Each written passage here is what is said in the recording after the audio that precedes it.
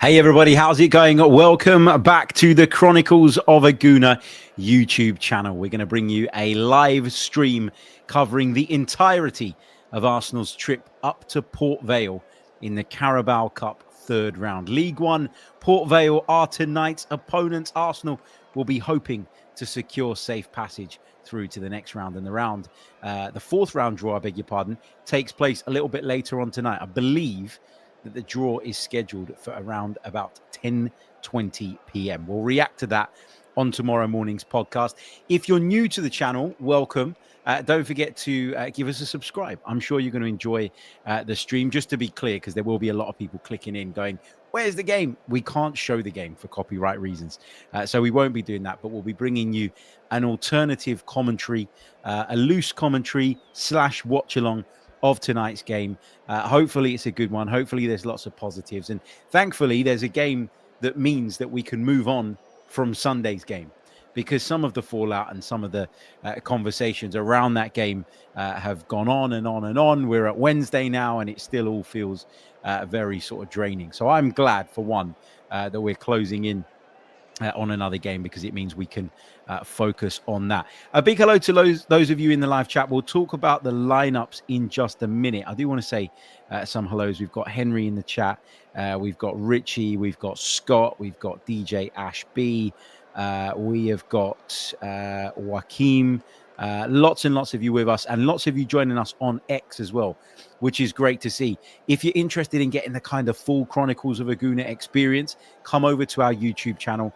Just go onto YouTube, type the Chronicles of a Gooner, and you can find us there. If you prefer to stay on X, that is fine too, but we don't put all of our shows, all of our streams on X. We do it from time to time. We're doing it tonight to try and kind of spread the word a little bit. We don't do watch-alongs that often on this channel, just because work prevents me from doing that. But I did promise at the start of the season, because we had some really successful ones during the summer, that when I could, I would.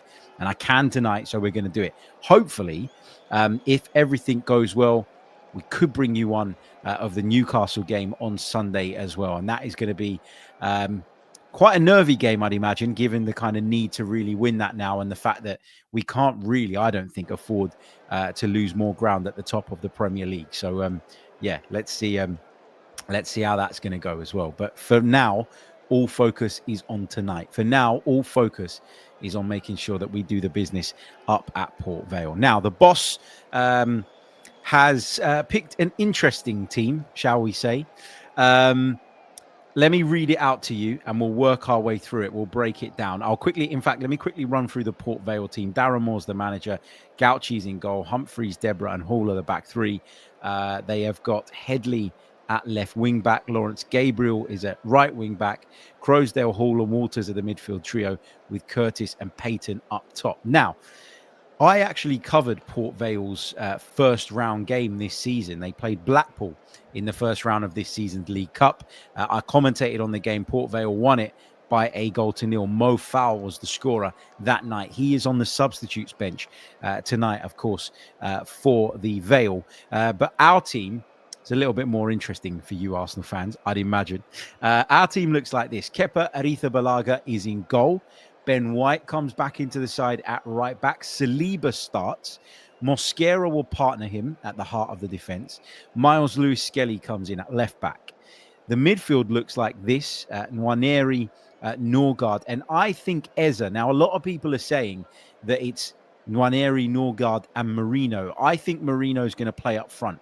So I think some of the graphics that are online at the moment are not quite right. And I've just seen a couple of the journalists that are at the game tonight who have taken a couple of pictures of the team actually out there warming up. It looks like Marino is probably going to start at centre forward, which means the midfield will be made up of Norgard, Nwaneri and Eza. Now, if that's the case, that's Mikel Arteta going the complete opposite way to what we saw against Manchester City. I've been talking loads, haven't I, about this this kind of struggle for balance in the middle of Arsenal's team at the moment, because if you play the one holding player and then two attack-minded midfielders alongside them, you can potentially leave yourselves exposed. Mikel was clearly willing to do that against Nottingham Forest. He wasn't willing to do it against Liverpool, and he wasn't willing to do it against Manchester City. But today it feels like that's the way he's gone. Again, I don't know 100%. We're going to have to wait and see when the game starts, but it feels to me like Marino will be the centre forward and Martinelli will probably play from the left with Bukayo Saka playing from the right. Now, there's a few interesting bits of team news here. First of all, Bukayo Saka's inclusion. In an ideal world, I didn't really want to see Bukayo Saka start tonight's game. I got to be honest, I felt like this was a game for Max Dowman to start. And if we had a very young team around him and a team that needed, you know, its handheld a little bit, I'd say fine. I understand why in that instance you probably wouldn't want to throw a 15-year-old in. But I look at it and I think you look at that sort of the team behind him or what would be around him. Kepa's in the side, a Champions League winning goalkeeper. White, Saliba, incredibly experienced. Mosquera played 38 times in La Liga last season for Valencia. He's got no problems with an occasion like tonight. Lewis Skelly had plenty of positive experiences last season. Martinelli's a very experienced young man. Eza's won an FA Cup. Norgard was the captain of a Premier League outfit for such a long time. Marino's in there, European champion. I don't really understand the reluctance to throw Max Dowman in. For me, I probably would have started him. And I think I would have looked at the Bukayo Saka thing and gone, that's one for the last 20, 30 minutes. I get that you want him to be fresh and sharp when we play Newcastle at the weekend. And I understand the want to give him some minutes tonight. I just feel like I'm not sure I would have done it from the start. But hey, if the plan is for him to play a half or 60 minutes or whatever, fine. But I'm always on edge when Bukayo Saka is in the team, because it feels again like we've just slightly rushed him back, and I don't like that. I know there's medical experts that will tell us otherwise, and that it's absolutely fine and that he's done the work and he's ticked the boxes, etc. But you think about how our players have been dropping like flies of late, and we've just got Bukayo Saka back off the back of losing Noni Madueke.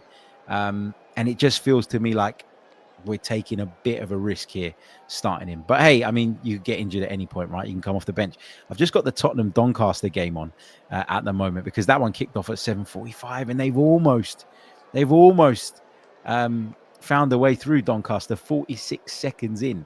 They're playing at an almost empty, by the way, Tottenham Hotspur Stadium. To make you laugh, I was talking to my next door neighbour a little bit earlier on when I was taking the rubbish out, and he's a Chelsea fan, but one of his kids is a Tottenham fan, and they've convinced him to go to the game tonight, and he's really not interested. Oh my God, Doncaster are in again, down the left-hand side, lifted into the penalty area.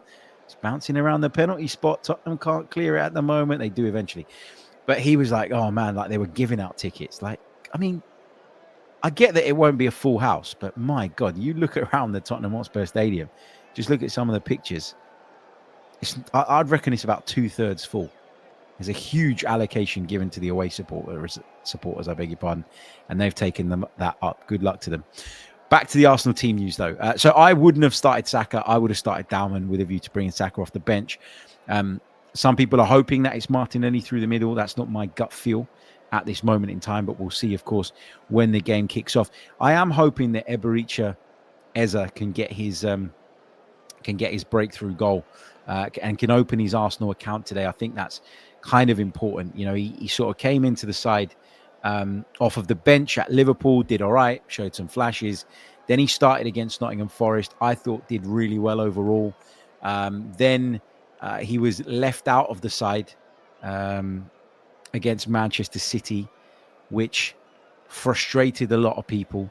He came off the bench and he produced a brilliant assist for Gabriel Martinelli, which led to the goal that ultimately ensured we took something from the game. I feel like it's not that I'm not convinced. It's not that you guys are not convinced. It feels like Mikel Arteta maybe thinks something's not quite right or something's missing because he's willing to sacrifice him in the bigger games. He didn't play him at Liverpool when he could have. That one was slightly more understandable because A, we were away from home, and B, he'd only joined the club in the few days leading up to that game. But the Man City one, I don't know, that was a strange decision as far as I'm concerned. Let's take some of your thoughts and comments from the live chat. If I could ask you, though, if you are joining us on YouTube, don't forget to leave a like on the video. Don't forget to subscribe to the channel. It really, really does help. And if you're listening, if you enjoy the watch along, if you enjoy the stream, and you want to check out our daily podcasts, you can do that via Apple or Spotify. You can also find every show on YouTube. If you want to go one further and support us, you can join up on Patreon, where you'll get ad-free episodes as well as bonus and exclusive content. Right. I am looking sort of, the camera's here and the screen is there where I've got the game on. So I will be looking between the two and sometimes down at the laptop to read your comments as well, which is why it looks like I'm sort of nodding my head like a Churchill dog all over the place. But anyway, let's dive into the live chat box and see what you guys are saying. AJ says he enjoyed the live streams that we did during pre-season. So good to see you on here. Thank you so much, mate. I really, really do appreciate that. What else have we got in the live chat? Top Dede says Harry Saka needs the minutes. That's the reason he's starting. Mikel said it in his interview that Saka is asking for the minutes. Yeah, and that's fine. I would have given him minutes, but I might have given him 30 minutes or so at the end of the game. That's probably how I would have done it, how I would have looked at it. Jason Rogers says, do you think Arteta is trying to ramp Saka's fitness up by starting him, and maybe we'll bring Dalman on at halftime?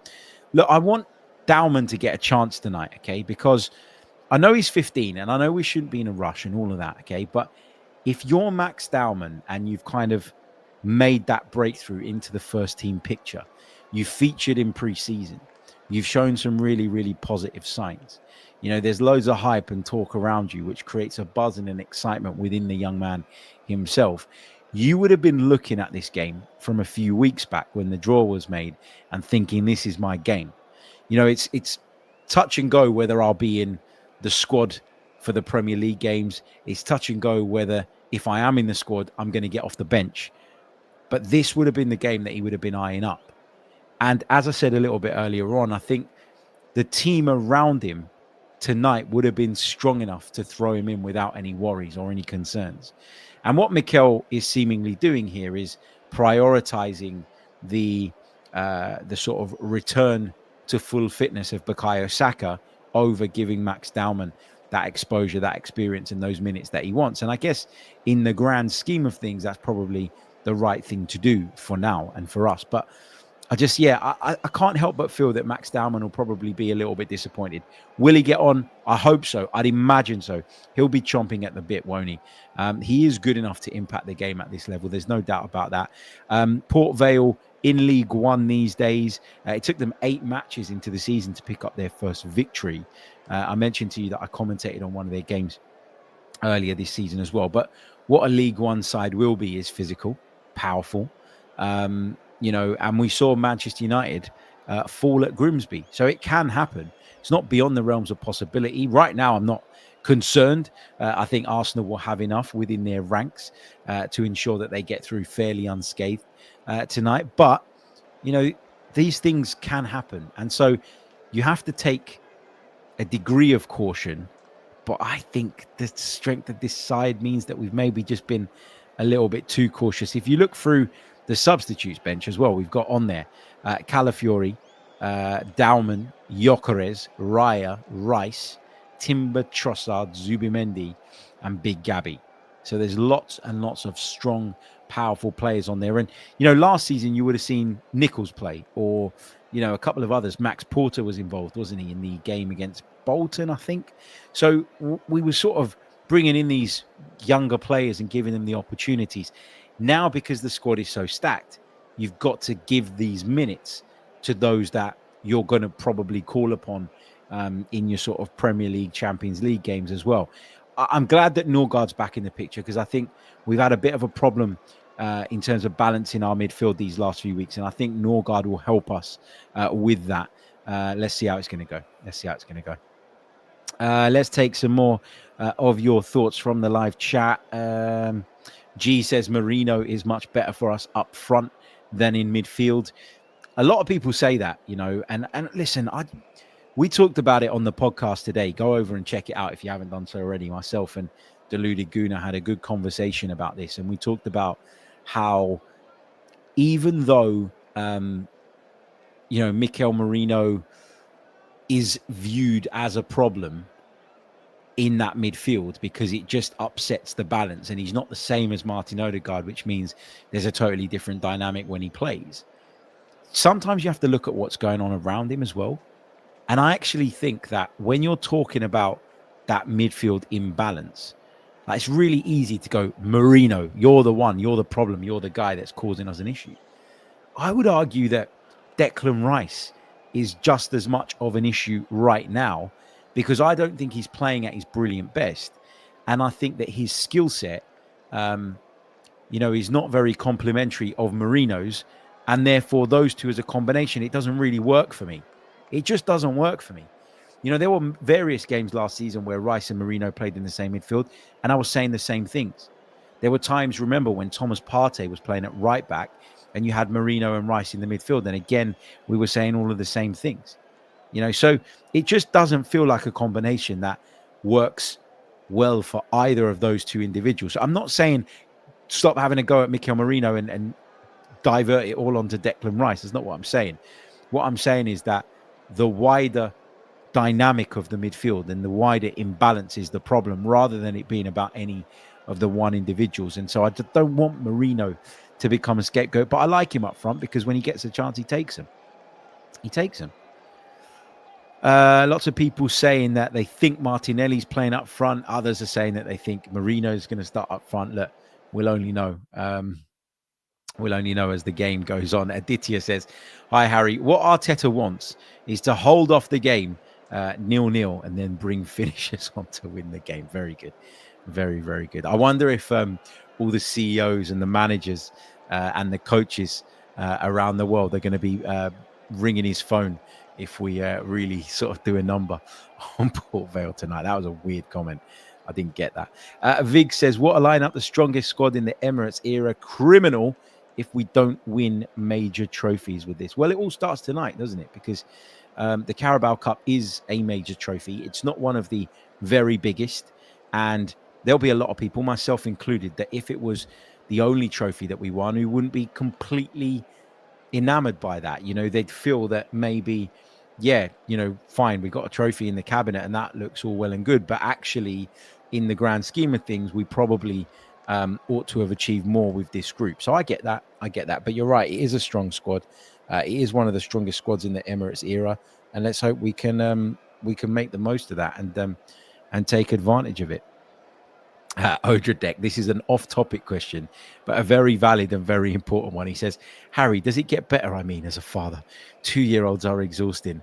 Mate, right now, I've got a 6-year-old, a just turned 4-year-old, and a 4-week-old, and I am pulling my hair out. Honestly, the last month has been so chaotic. Even before that, because my wife was so heavily pregnant and she was out of action in a lot of ways, and it meant that I had to pick up things that I would never normally, do. And yeah, it just became a real difficult period, and it still is. And I'll be honest, like, I feel like I haven't done my best work in the last few weeks, just because I'm sort of coming to terms with the new dynamics in the house. But hopefully we get back to our best, and Arsenal get back to their best sooner rather than later.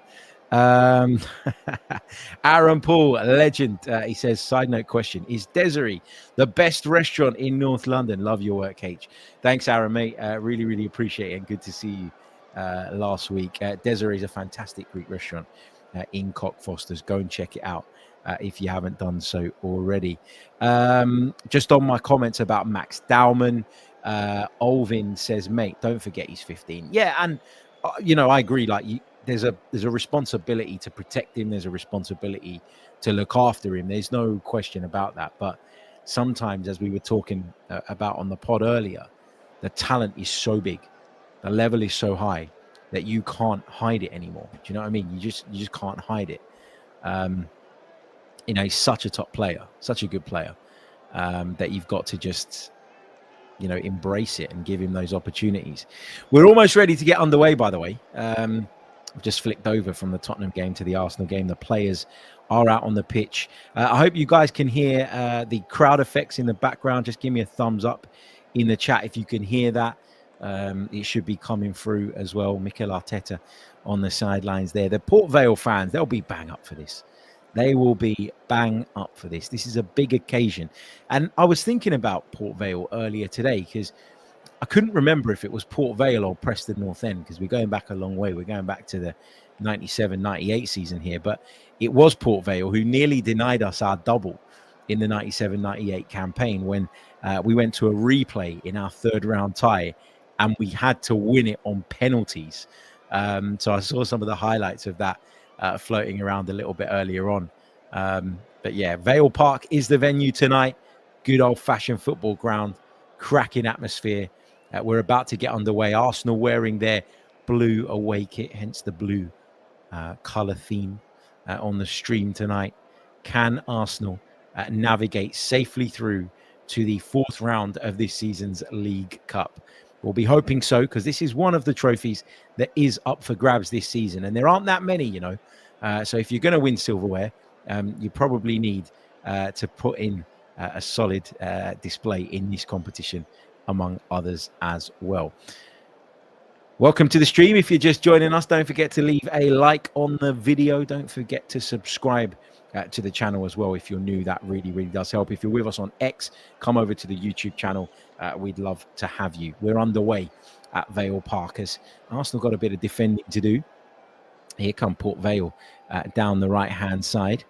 Lovely run that from their number 33. I'll have to check his name. I haven't done my commentary preparation here. It was Hall that was running down the flank there for Port Vale, and they've got an opportunity now with Lawrence Gabriel to just launch this into the Arsenal penalty area. Arsenal have been heavily criticised recently for adopting long throw-ins, where they're going to defend against one now from Lawrence Gabriel. Into the box it goes, launched in towards the edge of the 6-yard box, and it was headed away by Christian Mosquera. Martinelli will chase it out to the left-hand side.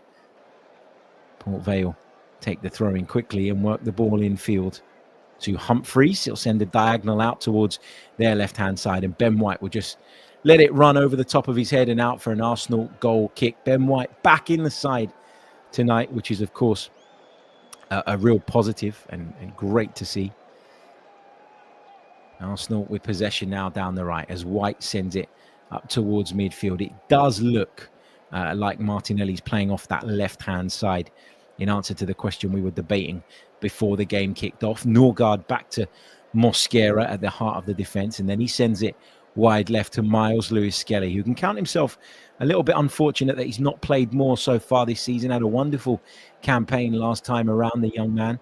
Broke into the team and never really looked back, but Calafiori's ability to stay fit at the start of this season and some really impressive performances from the Italian so far have kept Lewis-Skelly out. But we keep talking about it. We keep saying it.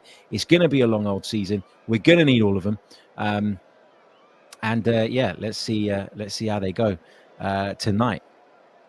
There's a number of players that haven't played that much at the start of this season.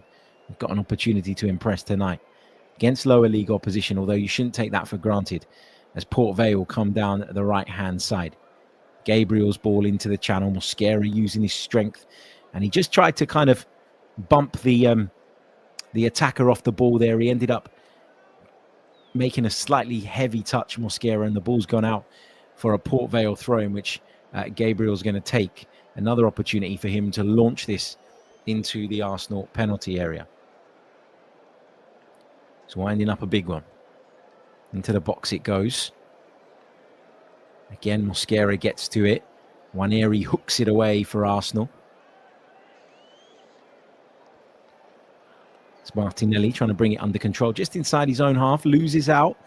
Arsenal haven't really settled. I know we're 3 minutes in, but it's been a lively, fast and sharp start from the home side.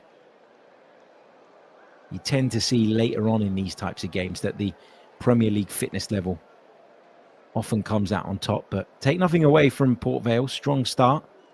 League One outfit looking to give this a real good go. 3.5 minutes in, you're listening to the Chronicles of a Gooner with me, Harry Symeou. Thank you so much for being here. If you are with us on X, come over to the YouTube channel for the full Chronicles of a Gooner experience, and you'll get access to all our other content as well. We bring you a daily podcast covering all the latest Arsenal news. We have debates, discussions, Bit of an argument in the chat from time to time. Here's Lewis Skelly into Martinelli. Spurs are 2 goals up, are they? It says in the live chat. I was only watching it a minute or so ago. 4 minutes ago now. We're 4 minutes into this game. Martinelli works it inside to Eze. Lays it off to Norgard. Now it's with Mosquera. Here's Ben White. Forward from right back. Uses Bukayo Saka. There's that combination between the two of them. Saka captaining the side tonight. He is Arsenal's vice-captain. Gabriel's been wearing the armband recently in the absence of both first and second captains. Eze to Mosquera. And now it's Lewis Skelly. Thought about putting that into the box from deep. Decided against it. Works it back to Mosquera. Square ball to William Saliba. Missed a couple of games. A few games, in fact, through injury. He picked up that injury at Anfield. Had the international break. Probably could have played against Nottingham Forest, but Arsenal decided not to take the risk, not to take the gamble. Why would they when Mosquera was playing as well as he has been? Mosquera back in the side. Saliba plays and Gabriel gets the breather tonight as Saka delivers a cross into the box and it's headed away. Picked up by Mosquera just outside the Port Vale box. Arsenal forced back towards the halfway line, but they've still got possession. Saliba leaves it off to White. Norgard into Nwaneri in that inside right space. Makes his way towards the box and tries to slip in. Mikel Merino gets to the byline and plays it back infield to Saka. Norgard and White combining on the right-hand side for Arsenal now. Here is White looking for Saka. He was looking for the little give and go. It didn't quite come off between the two of them. Merino will win this back on the edge of the box and he plays it into Saka. The angle's against him. Tries to dig out a cross and Ben White will pick it up to the right of the penalty area. Now Nwaneri, edge of the box, square ball to Lewis Skelly. He's forward from left back. Now it's Martinelli to the left of the area. Left-footed delivery into the box. Saka tries to head it towards goal, but it was taken off of his head right at the last minute. This is better from Arsenal. They've got Port Vale pinned in. Got to make it count, though. Ben White into Nwaneri. He'll go on a little dribble and then turns back inside. Out to the left it goes for Gabriel Martinelli once again. Right-footed ball into the box low. Eze brings it under control. It's a difficult one to bring under his spell, that one, but he managed it. Saka to the right of the box. Left-footed cross headed up into the air. Nwaneri on the edge of the area will just flick it backwards to Mosquera. Big thanks to everybody who is joining us in the live chat.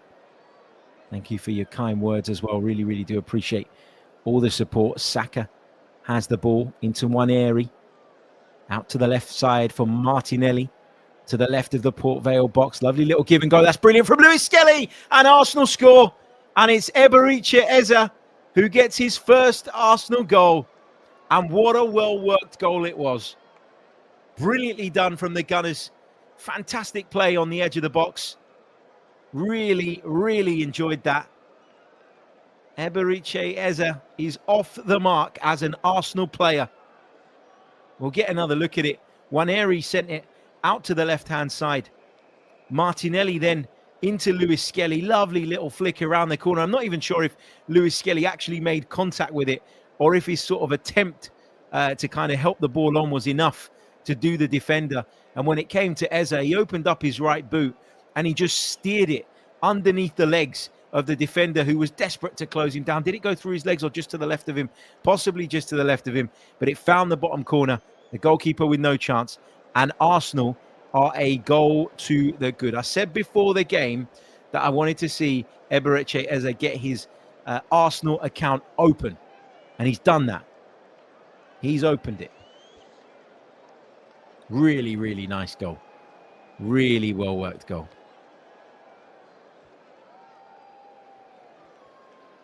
And you can tell that the live chat enjoyed that as well.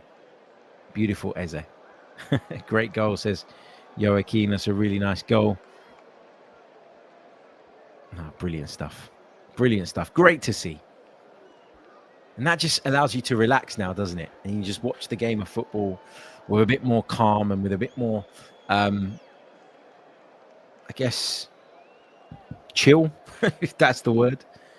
But it is just what Eza needed, as Ron points out in the chat, because as I mentioned, there were, I'm not saying that, people were writing him off or anything. Sensible people weren't doing that. But, he sort of didn't get the start at Liverpool when he'd been at the club for coming up to a week. And a lot of us felt that he should be ready. And given that we were without some other sort of creatives like Odegaard on the day, you kind of hoped that he would play. He didn't. And then he was left out from the start against City as well. Speaking of City, Phil Foden's just scored an absolute banger to put Man City in front at Huddersfield as well. I do like the Sky Sports service on a League Cup night. You get lots of updates on what's going on elsewhere. Tottenham are 2-0 up. Newcastle are also 2-0 up as well. We're coming up to the 10-minute mark here. And Arsenal lead Port Vale by a 1-0.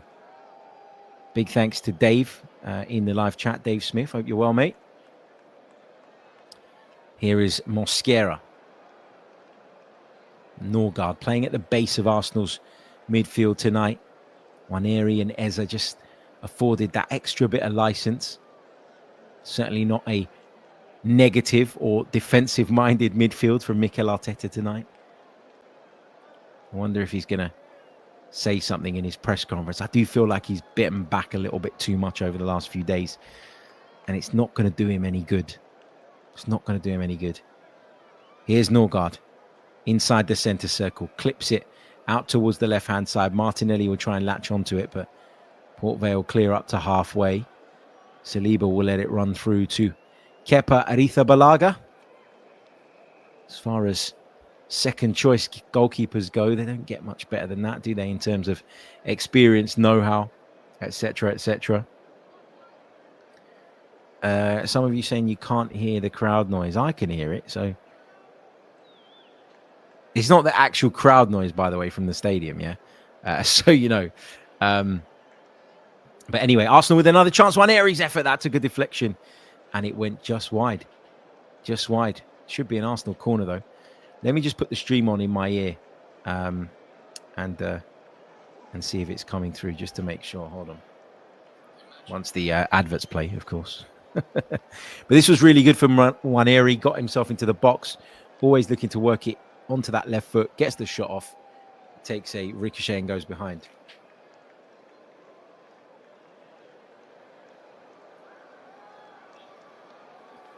Oh, I can hear it. Turn your volume up a little bit. Stephen says, I hope you're charging a fee for your commentary services tonight. No fees tonight.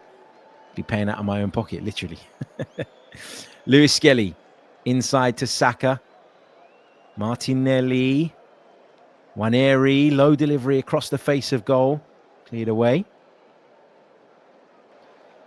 I'll turn the noise up a touch for those of you that want me to. Can't remember what volume I had it on last time. We finally kind of, over the course of pre-season, got to a level where people were happy with it. But I can't remember exactly what the number was. So, yeah.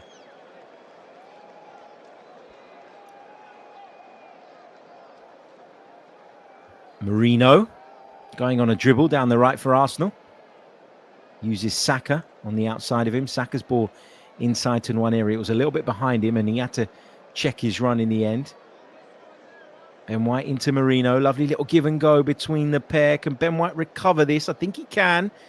And he gets to the byline and he goes down under a Port Vale challenge and he wants a penalty, Ben White. It was Headley that made the challenge. The linesman on that far side, who I looked at straight away, was not interested in the slightest. And as a result, I think the referee was quite happy to just move on from it. No, it's not a penalty. It's never a penalty. Never in a million years. I think Ben White sort of anticipates Headley's right leg coming up as he goes to ground and just tries to use that. In fairness to Ben White, he didn't really appeal too hard. I think even he was a little bit embarrassed about that deep down.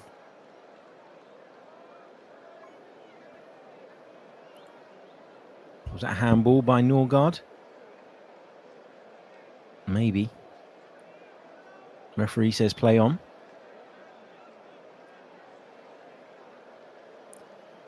That's going to be an Arsenal free kick at left back after Hall caught Miles Lewis-Skelly. 14 minutes in. You're listening to the Chronicles of a Gooner podcast.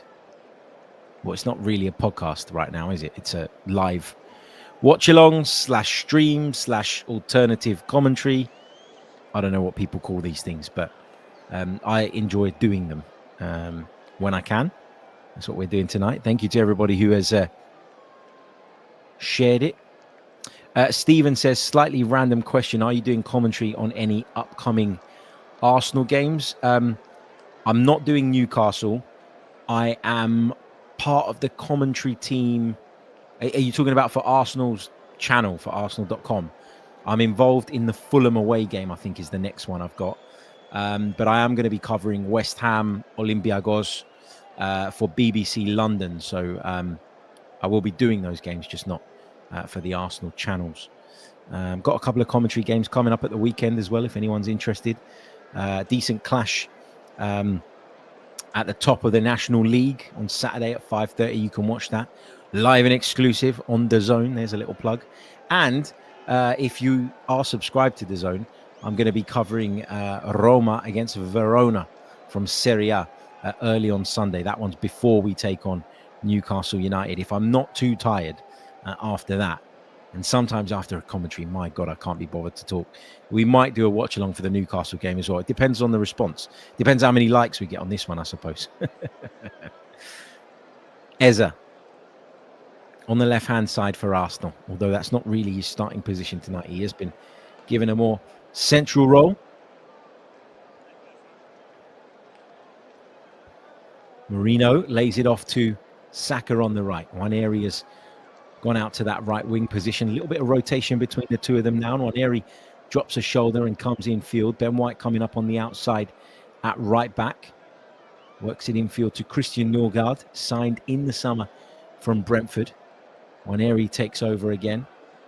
Mosquera. Jack says, I'm kind of loving Norgard in the 6. I don't mind Norgard in the 6. I think we need Zubimendi because we keep talking about balance, but we need that ball progression from deep. I think Norgard can do that to a point and to a degree, but he does it in a slightly different way. I think there will be games where I'd be happy to see Norgard play that role, and I think he's going to have a big role for us over the course of the season for sure. But is he in my best 11? I'm not sure. Saka looking to get in behind the fullback, who does well enough. I think it was Headley to get a toe to the ball and just poke it behind for an Arsenal corner coming up to the 17-minute mark. Arsenal leading at Vale Park by a goal to nil, courtesy of Eberechi Eza's first Arsenal goal, teed up by a combination of Gabriel Martinelli and Miles Lewis-Skelly. Ben White back in the side, makes his way in towards the goal mouth as Arsenal prepare to deliver this corner from the right-hand side. It's going to be a left-footed delivery from Bukayo Saka, although Eza has come short. I wonder if Arsenal are going to try something a little bit different here. They do take it short. Saka to Eza. Nwaneri on the corner of the box. Closed down immediately, though. Squares it to Lewis-Skelly in a central position. Clips it back out to the right wing where Saka will bring it under control. Back to Nwaneri. Saliba on it again. And then he opens up his body and sends it out right to Ben White. Saka gets to the byline. Right footed cross into the box. Marino was coming across the near post, but he couldn't make much of it in the end. Port Vale looked to bring the ball away, although Christian Norgard stepped in. Did he get a toe to the ball? I think Port Vale are going to get a free kick. Just a slightly heavy and late challenge from behind. Basically, everything was wrong with it. It was heavy, it was coming from behind, and it was late. Quick reminder, guys, if you haven't done so already, please leave a like on the video. That really, really does help. If you're with us on YouTube especially, subscribe to the channel if you're brand new. If you're with us on X, come over to the YouTube channel. I can see that across the two platforms right now, there are over 1,500 people tuned in, which is just mind-blowing. Can we get some of those X viewers over to YouTube? I'd be super grateful if you could do that. YouTube, search it, Chronicles of a Gooner. You'll find it very, very easily. If you click on my account, where it's streaming from. The link to the YouTube channel is in my bio, so you'll find it really easy that way. Saliba. Back to Kepa. That's one hell of a journey, by the way, to go up to Port Vale on a Wednesday night for an 8 o'clock kickoff. I can tell you that. I haven't done Port Vale, but I've done Stoke, which is very, very close by.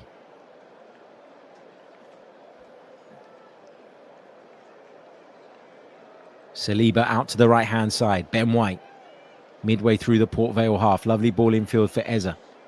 He's got Martinelli to his left. If he chooses to use him, he does eventually work it out to the Brazilian, full of confidence at the moment. Gabriel Martinelli scored 2 huge goals in a week for Arsenal.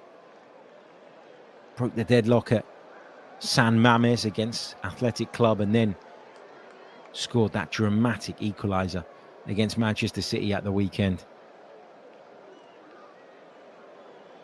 Saka in behind the defence again for Ben White to chase, but he won't get there. Just couldn't get around the defender Hall. Did well to just shut the door on Ben White, who was attempting to sneak in behind there. Stoke, the land of Mordor, says John, as Martinelli takes on his man. Just had to check back though there, Martinelli. Just sort of turned on the burners and left the ball behind him a little bit. Many of us wondered if he would play at centre-forward tonight when we saw the team come out. The way Arsenal sort of worded it, it kind of looked like that was going to be the case. I'd heard some discussions on various other podcasts and stuff over the course of the last few days about that possibility as well. So, yeah. It's not the case, though. I mean, he might end the game at centre-forward. I wouldn't be surprised if Mikel Merino was to come off before the 90th. I do hope that Odegaard's back, by the way, for the game up at Newcastle. I think he might be, I think he is a matter of days away.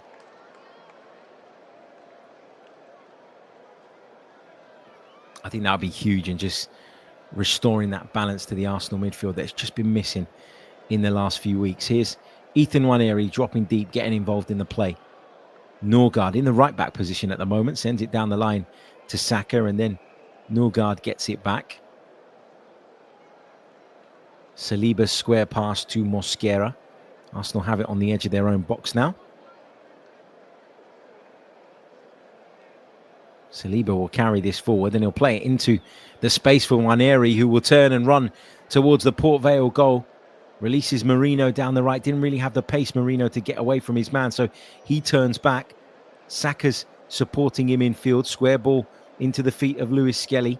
Now Arsenal have it to the left of the Port Vale box with Gabriel Martinelli. Cuts inside, clips it towards the far post. It was just too high for Mikel Merino to make anything of it. It was a really interesting break there from Arsenal. If you take it a little bit further back than what the TV pictures are currently giving us, you'll see that Saliba sort of worked it through the lines to Nwaneri, who had space to turn and start driving towards the opposition's half. And then when he sent it out to that right channel, he sent it to Mikel Merino, and I'd imagine that as soon as it reached Merino, he went, probably should have carried it. Not because Merino's not a good player, but just because Mikel Merino doesn't have the pace to continue that move in the same kind of way that it started, which was with plenty of sort of acceleration and sort of enthusiasm. And it just saw the whole thing slow down a little bit. That allowed Port Vale to get plenty of players back behind the ball. And before you know it, the kind of chances passed you by.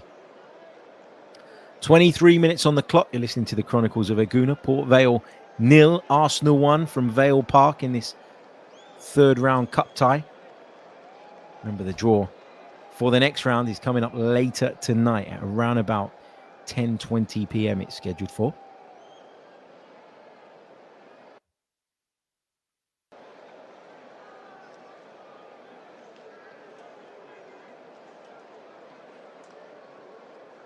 All smiles on the Port Vale substitutes bench. It's a big occasion for them. Why wouldn't there be? Arsenal at the moment giving them a bit of a masterclass in possession. I think the frustration that Arsenal fans have felt at the start of this season is, yep, it's possession, and Mikel Arteta will call it dominance. I think we're talking a lot about dominance without really paying enough attention to the fact that the efficiency isn't really there. In that we have so much of the ball, but the volume of chances that we create, I don't think is high enough relative to that volume of possession. So that's my worry a little bit. I think when we pick a team like this, you're going to see more in terms of creation and stuff. And we've probably already seen that in the first 24 or so minutes where we've had a few attempts at goal. But, you know, in the biggest games against the best opposition, I think we struggle with that. And we sort of leave games down to those really fine margins. And do we always come out on the right side of the fine margins enough? That's kind of where I think we're just lacking a little bit. Here's Merino in midfield. Ben White at right back for Arsenal. 25 minutes on the clock.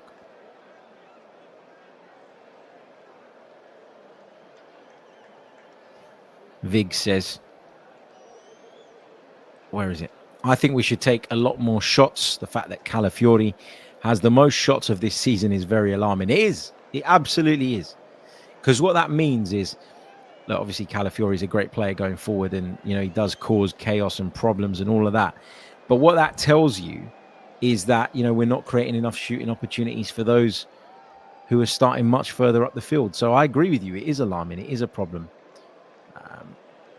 And listen, I'm sure that they're working on it behind the scenes, and if we can see it, sure as hell they can see it. But, you know, we want to see that solution. And it feels like at the moment we haven't really found that solution. But on top of that, it feels like when you listen to press conferences and whenever sort of someone pushes or challenges Mikel Arteta on it, we just get a bunch of, I don't want to say excuses, but we just hear things that are almost designed to, I think, distract from the fact that that efficiency just isn't there at the moment. It's like, yeah, but you didn't have enough shots. Oh, yeah, but we dominate possession. You know, our XG was better. We had more touches in the box. But that's not what I'm saying to you. What I'm saying is you didn't have enough possession. You didn't turn your possession into tangible opportunities. It's Port Vale just trying to get in behind there. You know what? That might not have been offside. Gabriel had sort of burst through in behind. Kepa came out and cleared it in time, but the flag went up, and I'm not sure actually, with hindsight, having watched that replay, that he actually was in an offside position. If he had latched onto that and stuck it in the back of the net, there might have been quite the controversy here, but that wasn't the case, fortunately, for the linesman, who I do think, just looking at that one replay that we've seen, probably got that wrong.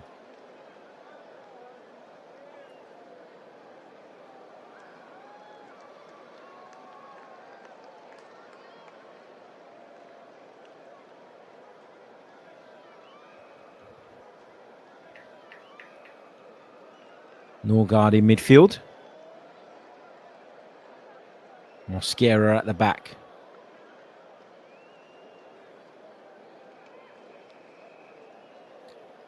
Martinelli.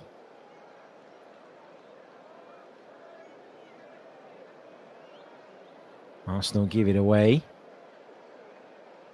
Saka.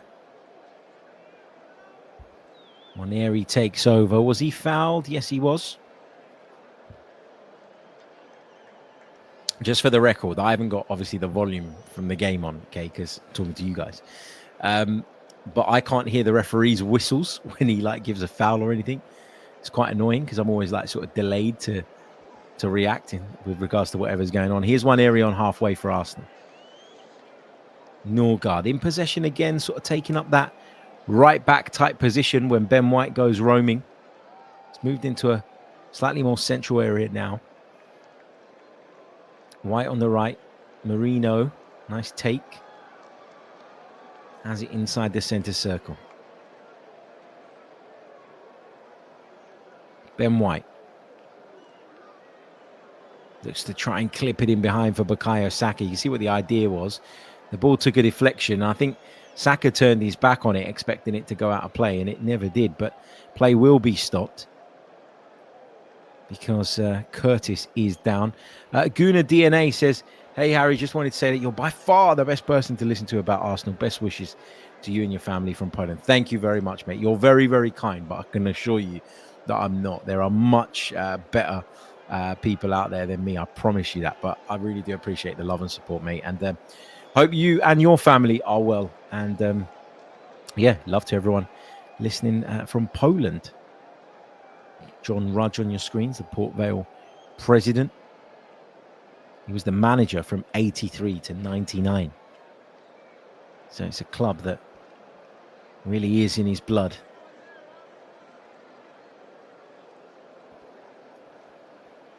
Vig says, Tottenham and Newcastle have had 11 shots. We've had 3.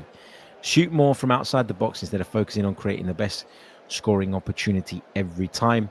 But see, this is like, I get what you're saying. And there's a little stoppage in place. It's kind of a good time to address this. But we're better than both of those teams that you've mentioned. Like, clearly, we're better than both of those teams.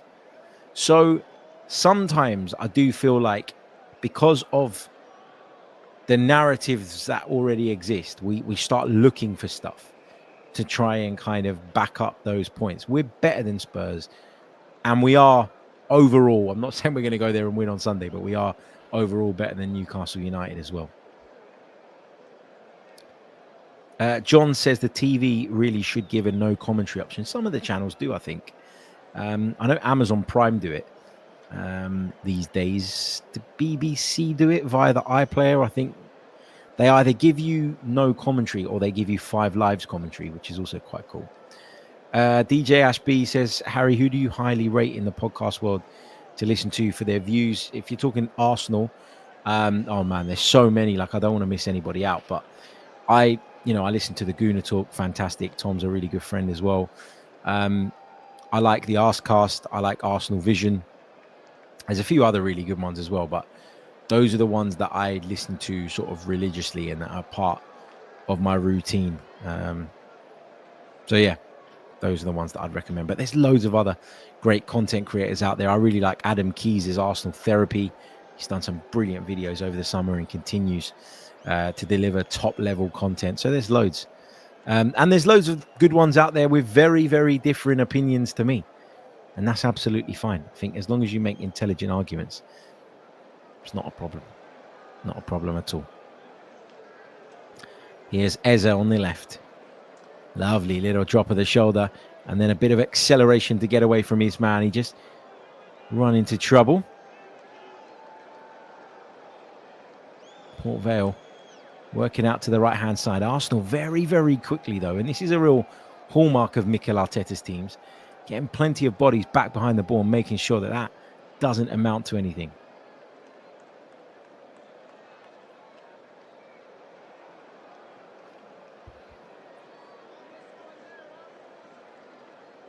Tidy bit of play from Port Vale, this. Opportunity for them maybe to try and test that Arsenal defence. There's a delivery into the box from the right, but guess who's on the end of it? Christian Mosquera again.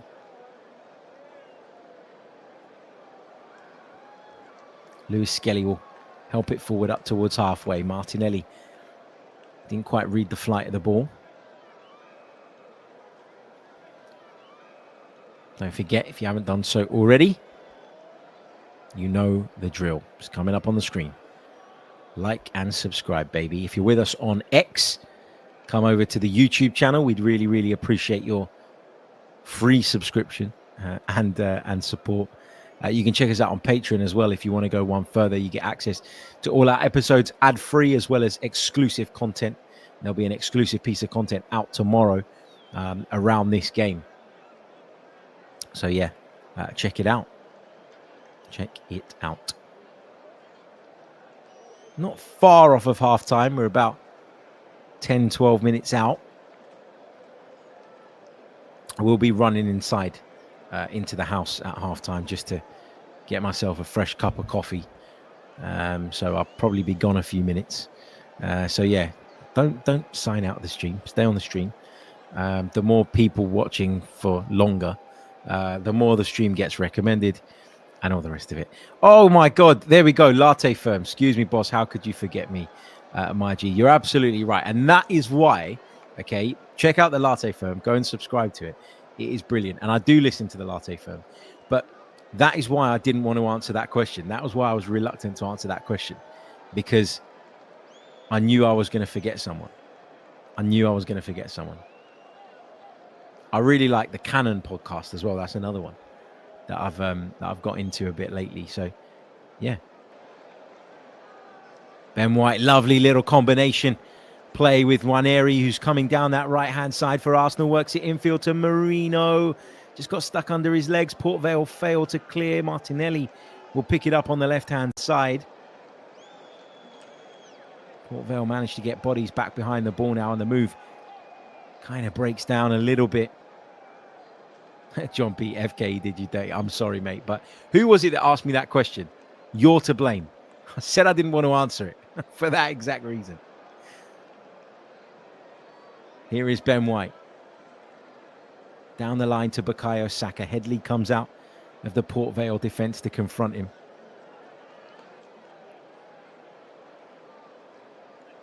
Saka on the right. Lewis Skelly. Saka. Marino. Lovely ball into Eze. Oh, brilliant save from the keeper. Eze very, very close to getting his second Arsenal goal there. Fantastic bit of play. Saka into Marino. Lovely spin on the ball and a pinpoint pass to release Ebere Eze down the side of the centre-half, and he just couldn't beat the goalkeeper in the end. Arsenal come flooding forward again. Bukayo Saka into the box, couple of step overs, and then he just lost his balance, I think, as he was preparing to take the shot. Norgard whips it into the area. That's headed away. It goes straight back to Norgard on the corner of the box. Saka now takes over for Arsenal. They're looking menacing at the end of this first period, but they've given it away there. Now Martinelli has it back for Arsenal. Left-footed cross into the box. Marino was waiting. Again, Port Vale clear. Also, FK, if you're still there, the time of your podcast is great, I know, because I've got kids too, and it's brilliant because you get to put them to bed and then just get on with it. But as a father of 3 now, I'm normally asleep by then, so I have to watch them on catch up. I'm getting too old.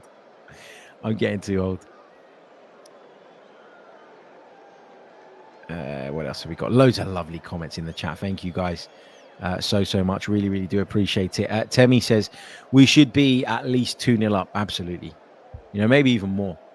Again, it comes down to that efficiency again in the final third. But I really loved that bit of play there involving Marino and Eze, because, a lot of people say that Marino can't do this and he can't do that. I know the opposition's not great tonight, but the way he sort of spun on the ball and then had the presence of mind to pick out the run was brilliant.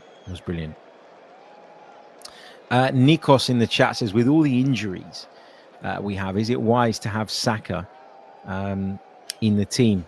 I said before the game I wouldn't have started him personally. I would have started Max Dowman. I felt like Max Dowman would have been waiting for this and itching for this for such a long time. Obviously, Mikel's chosen to prioritise getting those minutes into Saka because we're going to need him now. Even more so with Noni Madueke out. We can't really afford to kind of let Saka sort of slowly come back in the way that we maybe would have liked in an ideal world. Although you could play Nwaneri there. I don't think too many people would have a problem with that. Richie says, doing late podcasts means more people have been on the source, which means too much stress. Mate, once I sit down on the sofa nowadays, come sort of, I can make an 8 o'clock kickoff, like I can watch an 8 o'clock kickoff comfortably, but once it's over, that's it. That's it. I'm gone out like a lamp. Arsenal throwing at left back. Lewis Skelly's going to take it. Goes back to Mosquera, who just dropped deep to provide him with that angle. Nwaneri hooks it up into the air. Martinelli will wait for this to come down, flicks it on. Marino knees it into the direction of Ethan Nwaneri, but Port Vale have it back, and they've got an opportunity to make something down the right-hand side. The cross into the box, blocked by Miles Lewis-Skelly, and it goes behind for a Port Vale corner on 39 minutes. An opportunity for them to give Kepa Arrizabalaga and his defence a good examination here. Just, 6 minutes out from the break?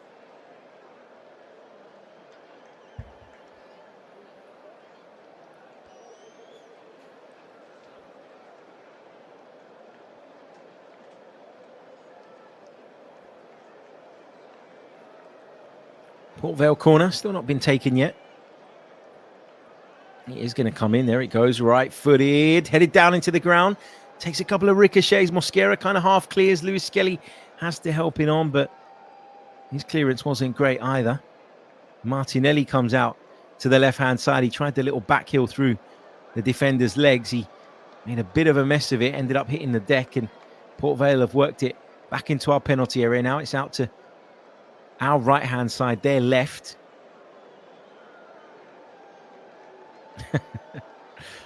Some funny comments. I'll come to them in a minute when this attack ends, because Port Vale are still pinning us back at the moment. Lewis-Skelly jumping for it, doesn't get anywhere near it. Nwaneri using his frame and his body to try and protect the ball. He thought he was fouled. The referee said no. Play continued. Mosquera stoops down low at the near post to head away the cross. This is the first real sustained bit of pressure that Arsenal have been under. I mean, Port Vale haven't made much of it, but territorially, they've got us pinned back and they've got us squeezed back into our own half.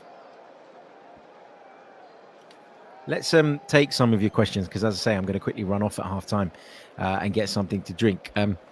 John says, Harry drinking coffee at half-time. You're barely making 9 o'clock, mate. Honestly, man. No, when it's an Arsenal game, I'm fine. But, sometimes you sit down to watch those games. I know I do it. I sit down, I put on a game that I'm not really too interested in, but I don't want to miss out. I've got FOMO, fear of missing out. Is that what they call it? And so I start watching it, and then come 60, 65 minutes, I'm out. And then I get woken up by my wife, who goes, oh, they've scored. I'm like, who? I don't know. Mark Chow says, should we forget about the idea that we'll have a full squad to choose from this season? Look, we're never going to have a full squad.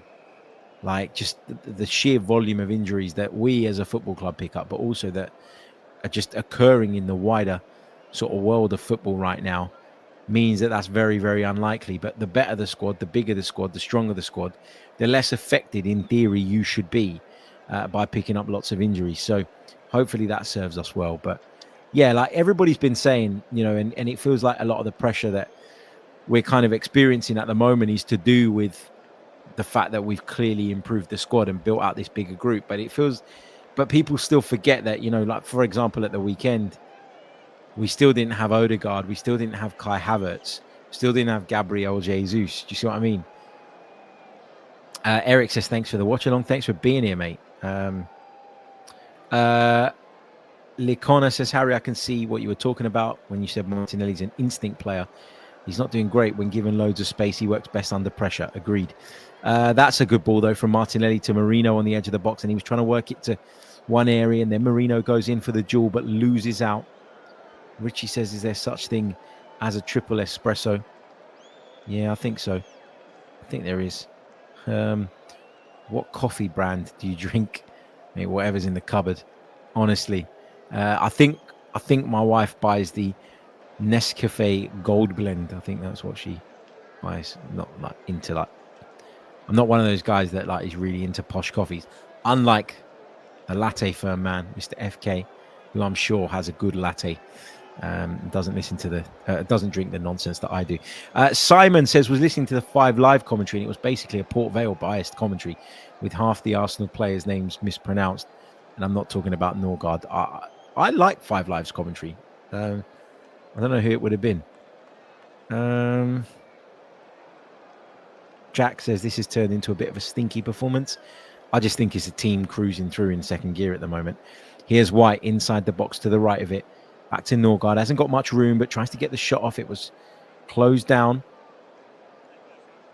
Eze Wins a challenge in midfield.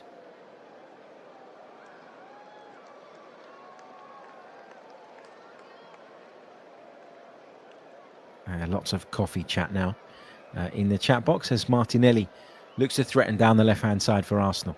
Looks to take on his man. Lewis Skelly tries to pick up the afters. It doesn't really work out for him either. And then Martinelli, in his desperation to win the ball back for Arsenal, ends up committing a foul. And Port Vale have a free kick in around about the right-back spot. 44 minutes on the clock. Half-time fast approaching. You are listening to the Chronicles of a Gooner. Are there boos for Saka? Because I'm not, again, I'm not listening to the kind of soundtrack of the game. I am talking with you guys. So I can't actually hear it. But are there boos for Bukayo Saka? I can't think why that would be. Unless they're just a horrible bunch. Or some of them are a horrible bunch, which can happen. Yeah, they've been booing Saka and Martinelli, says Jack. Costa Rican coffee beans is a subject of conversation in the live chat as well. Saka fouled inside the centre circle. We're allowed to play on initially, but he just couldn't. Headley really, really physical on him. Just the 1 minute of added time at the end of this first half. So not long to go at all. Darren Moore barking out instructions to his players.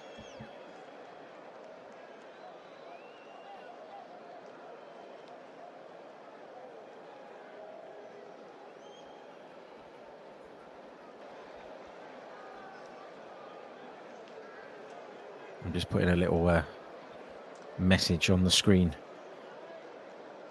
for when half-time comes along, because I can imagine there'll be plenty of you saying, where the hell is this guy gone? I will be 5 minutes. I'm not even going to lie. I need it. There we go. Half-time in the game between Port Vale and Arsenal.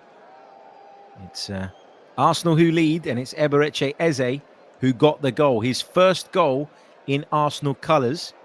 And it's the goal at the moment that separates the two sides. We'll be back for a little bit of halftime analysis, and we'll take you through the entirety of the second half very, very shortly. So please don't go anywhere. We will be back very, very soon. I'll see you all in a few minutes.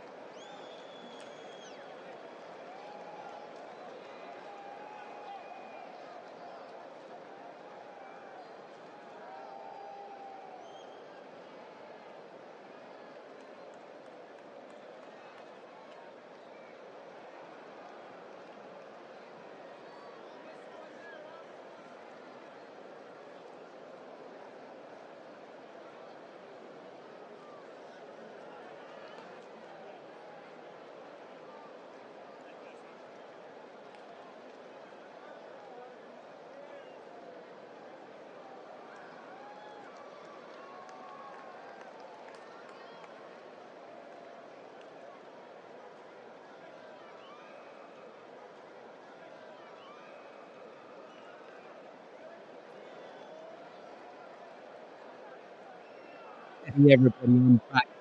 I am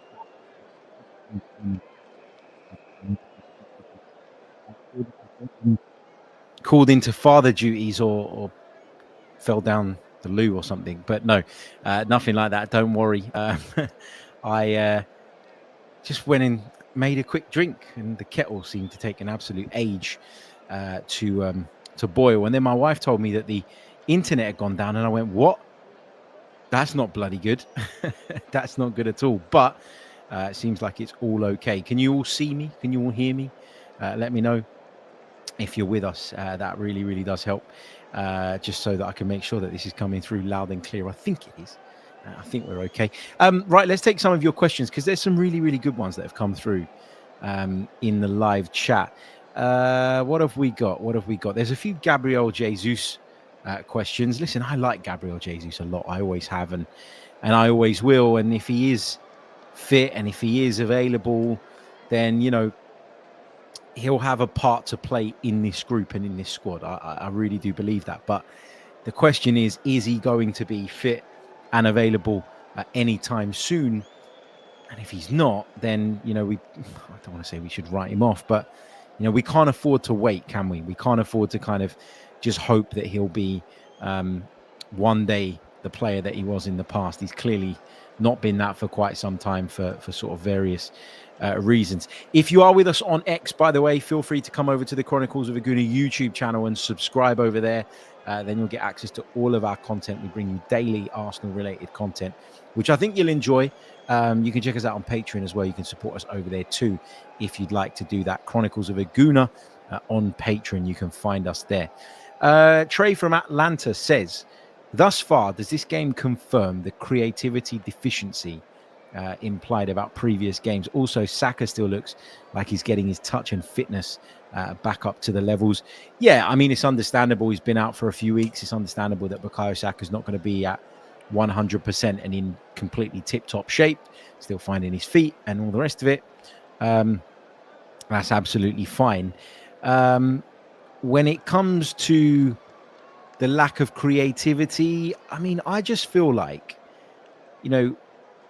with today's game, right, I just feel like I get why people would think that and feel that, but I just feel like because everybody's kind of cruising through today's game, right? Everybody knows, we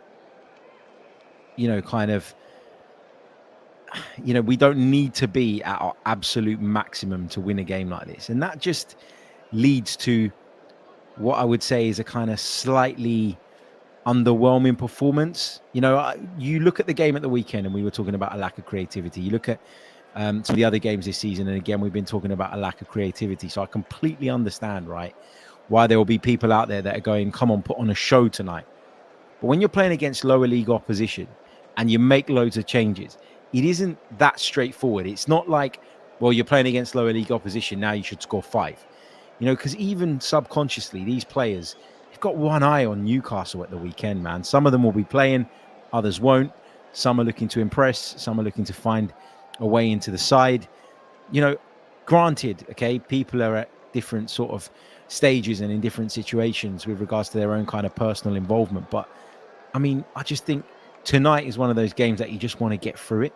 And if you can take a couple of positives out of it, like, for instance, Eze getting his first Arsenal goal, that's absolutely fine. I'm not going to read into this match too much.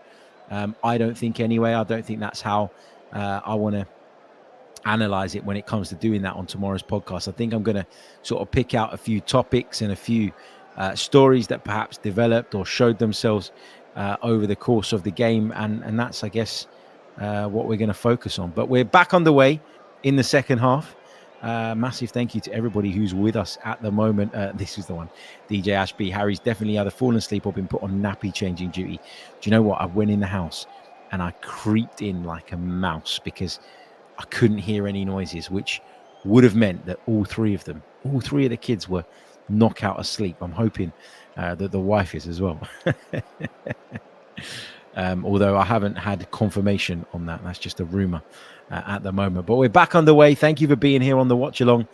Really, really do appreciate it. Maybe Chef says, how much more fluid do you think we will look when Havertz is back? I think people massively underrate his importance to the squad.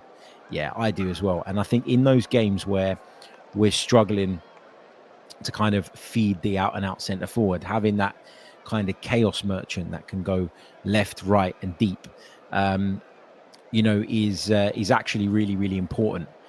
And I remember, it wasn't even that long ago, a few days ago out in Bilbao, just over a week ago, when we had Gyökeres up front, we weren't really having much joy. And then we brought on Leandro Trossard. And Trossard comes on and just, gives us something very, very different. Now, it doesn't mean that Trossard is a better centre forward than Victor Gyökeres. It's just that's what that game required. So the more options we have available to us, the more likely we are to find those kind of winning combinations that we're going to need to get over the line in certain games. Arsenal just having to do a little bit of defending at the start of this second half. Over 2,500 of you with us live right now across the two platforms, which is just unbelievable. Thank you so much for your amazing support. Arsenal have got to defend a long throw-in right now. It's about to be launched in from the right-hand side. Kepa Arrizabalaga got company in the shape of the Port Vale captain Hall. The referee's just coming over because he wants to have a word with Saliba and Hall, who are both just jostling for position. Saliba trying to protect his goalkeeper. Arsenal do this to other teams. They should really, in theory, know all about it. I'm sure they do. In comes the long throw. It's towards the corner of the 6-yard box. It's flicked on, and Nwaneri attempts to clear. Fails the first time, but manages to do so at the second time of asking. And now Arsenal break. Marino's ball in behind. Releases Martinelli. Looks to take it around the goalkeeper, but the keeper, Gauci, did very, very well there, you have to say. He did really well. He was quick and sharp off his line, and he got there just ahead of Gabriel Martinelli. Well, not ahead of Martinelli, but he was close enough to Martinelli that when the Brazilian looked to take the ball beyond him, he just didn't have anywhere to go, no space. Really, really good goalkeeping that. Out nice and quick, out like a flash. But Arsenal showing something that we've talked about quite a bit at the start of this new season is that they are willing to just go that little bit more direct and play those early passes in behind. White down the line, Saka protecting the ball, using his outstretched right arm to hold off the opposition. He's got his arms out in protest, Bukayo Saka, because he felt he was being fouled there. I have to say, I think he had a case.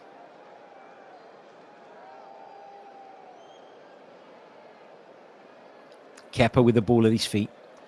Short square pass to Saliba, who will emerge from the Arsenal penalty area with possession. And then he plays it out right to Ben White. Headley just coming across and allowing it to run out of play. Let's have a look at that Martinelli moment again. He was inside his own half, so he was definitely onside Gabriel Martinelli. I think he just... You know what? I thought initially that Martinelli took that touch, but it was actually the goalkeeper that made the sliding challenge. Felt like Martinelli pulled out of it a little bit.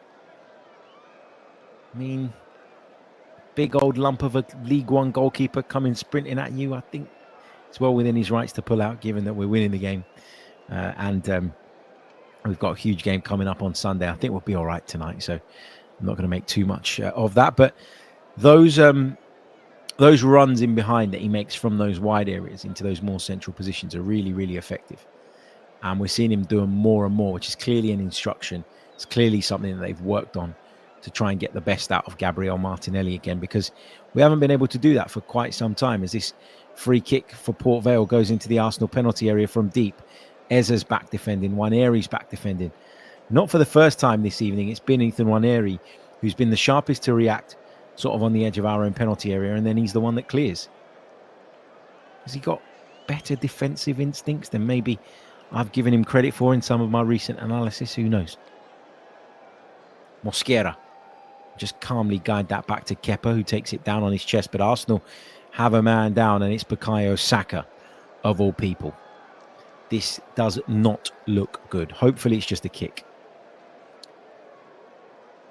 That was a heavy challenge on him. Oh, it was a step on the top of his foot. It looks painful.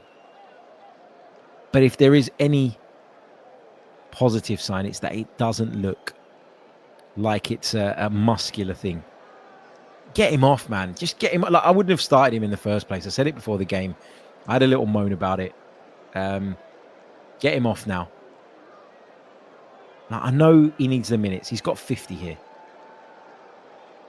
He seems to be okay because he's back up on his feet and all the rest of it. But, like, why take the risk with him? I just don't get it. Like, I get that you want to build him up again. I get that you want him in the best possible condition ahead of a massive game coming up at the weekend. But I just, like, why? Why are we doing this? Why are we putting ourselves through this? Max Dowman is there. He's ready. Bring him on. Because you know what's going to happen now. Saka's going to limp around for a few minutes. And then we're going to decide to take him off. And it's like, why not just do it now? Get the kid on. Give him some time to impact the game. Saliba at right centre-back for Arsenal.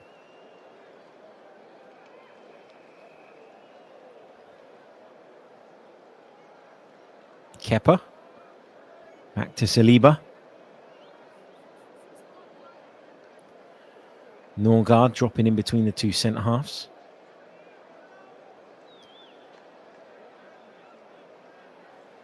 Saliba now. Out to Ben White, who's accelerated down the right-hand side. The pass just had too much on it. Ben White not happy with the pass, clearly looking at his face. A couple of suggestions that in the chat tonight that Ben White's maybe not quite as sharp across the ground as he has been previously. I can see it. Could be down to rustiness, though. It's been really stop-start for Ben White in recent times, and it goes all the way back to last season. You know it's a cold night up near Stoke when Mikel Arteta's got the bomber jacket out as well. Ben White makes a defensive header at right back, concedes a throw-in. Like, I do feel like this game's gone into a bit of a kind of sleepy sort of mode where, you know, we're winning, we're quite comfortable defensively, we're probably okay with just cruising over the finish line here. But and listen, as long as we get the result, ultimately that's what matters at this stage of the season. You want to stay in these competitions, you want to progress as far as you can. But an introduction for Max Dowman, it would just inject a little bit of life and create a bit more of a buzz and interest around this, I think, for some Arsenal fans, who myself included, who are just starting to find this a little bit of a struggle to watch.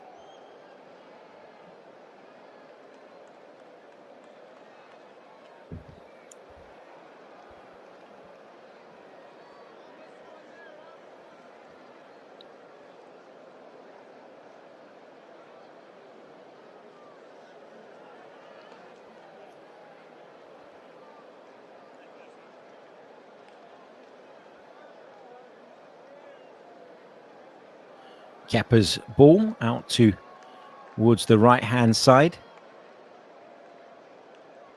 Martinelli. I thought it was Martinelli. I beg your pardon. It was Marino. I don't know how I got those two mixed up. Sort of half glancing down at my phone. Because weirdly, my internet on my phone says it's not working. Yet you guys can hear me loud and clear, right? I'm streaming out. Weird thing. It's a wrestling match there between Mikel Merino and his opponent there.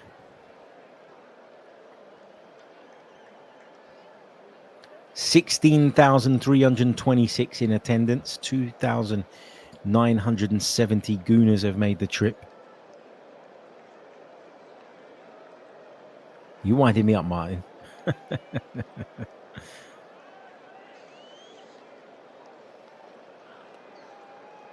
Nwaneri wins it back for Arsenal. Norgard helps it on to Mikel Merino and sends it into the space for Martinelli to chase again. And that's a really poor back pass from the defender, and Port Vale have conceded a corner kick as a result of that.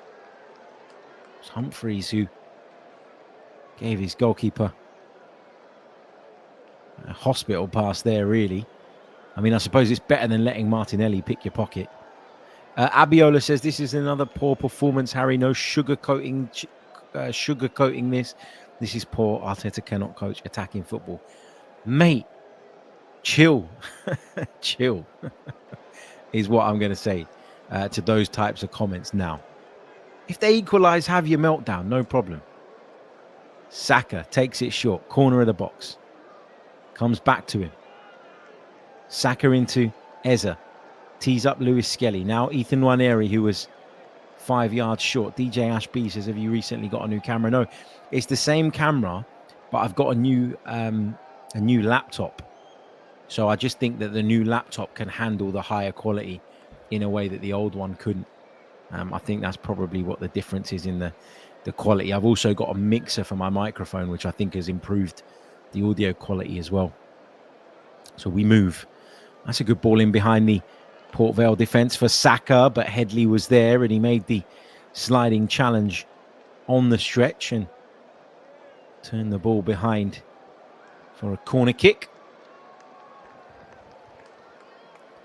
Set piece FC, can they strike again? Yeah, I kind of refute comments of, you know, this is terrible and Mikel Arteta's terrible and all this tonight, because it's just one of those games where you're gonna cruise through it if you can. It's a getting the job done type of performance, as Richie says in the chat. But I'll tell you what isn't good is the way that Bukayo Saka's just limped over to take that corner. Man, get him off the pitch. Get him off the pitch. He's going to take this corner, and I hope this is his last action. It's in front of the travelling Arsenal fans. Mosquera tried to get across at the near post. I think he thought it came off of a Port Vale head. He's completely bemused by the fact that the decision's gone the other way. 58 minutes gone, coming up to the hour mark. Arsenal lead Port Vale by 1-0. I don't know if that came off of the defender or off of Mosquera's back. Not entirely sure, but either way, a goal kick is the decision. That's what's been given. Arteta's watching. I'll tell you what, like I'm sort of defending the performance a little bit and sort of saying what I'm saying, but Mikel looks pretty pissed off, doesn't he? Standing there on the sidelines. He don't look happy at all. He looks a little bit concerned. He looks a little bit nervous. Probably knows that people are going to ask him whether he let the handbrake off again in the post-match. He's probably just dreading that. Tonight's latest scores: Huddersfield 0, Manchester City 1, Newcastle 2, Bradford 0, Spurs 2, Doncaster Rovers 0. There's plenty of other games going on in Europe tonight as well, because the Europa League has kicked off. Let's have a look at what the British sides are doing. Nottingham Forest are currently winning away at Real Betis, although they're not playing at Real Betis' ground, which I went to, by the way, last year. Fantastic ground. They're not playing there because that's being rebuilt and redone. But yeah, pretty good start to life back in Europe after 30 years for Forest. And it's Jesus, Igor Jesus, who they signed in the summer. He's got another couple of goals. He scored a couple in the League Cup the other night, didn't he? When they were eliminated by Swansea, I want to say. Yeah. Don't forget, if you haven't done so already, particularly if you're with us on YouTube, guys, leave a like on the video and subscribe to the channel. It really does help. If you're listening on the audio platforms, well, you won't be, sorry, I keep saying that because it's habit. You won't be listening on the audio platforms because we're not putting this out on the audio platforms. But if you want to check out our daily Arsenal podcast, you can do that by finding us on Apple or Spotify. You can check us out on Patreon as well. You can support us on Patreon and you'll get access to exclusive video content, as well as access to all our episodes ad-free, which I know is important to a lot of people. 60 minutes on the clock. Arsenal leading by 1-0. Kind of going through the motions at the moment without it ever really without it ever really sort of sparking into life. Got an early goal. Eberechi Eze opened his Arsenal account. That's a positive to take away, but it's just been a little bit lackluster since then. As Martinelli has it on the left-hand side, pings it into Miles Lewis-Skelly. Inside to William Saliba. Out to the right for Saka. Still got it, Saka. Into Nwaneri on the half turn. Lays it off to Lewis-Skelly. Back to Norgard. He's on the edge of the box. Uses Ben White, who created that overload on the right side. Whips in a low cross. It breaks to Lewis-Skelly on the edge of the box. Tees up Ethan Nwaneri, whose shot was blocked round about the penalty spot and cleared away.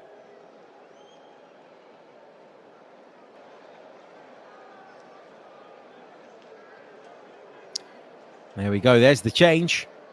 The change that we've all been waiting for. The change that this young man, I'm sure, has been waiting for. Bukayo Saka is off. Got 61 minutes in the tank. And he's going to be replaced by the brilliant, the exciting, the prodigious talent, Max Dowman. He's coming on to replace him. Just looking at some of your comments in the live chat while this substitution takes place. Big hello to Kyle, who says, shout out to Harry for keeping me sane and up to date on all the Arsenal news on my commute home from work. Love, much love from the US. Thank you for being with us, my friend.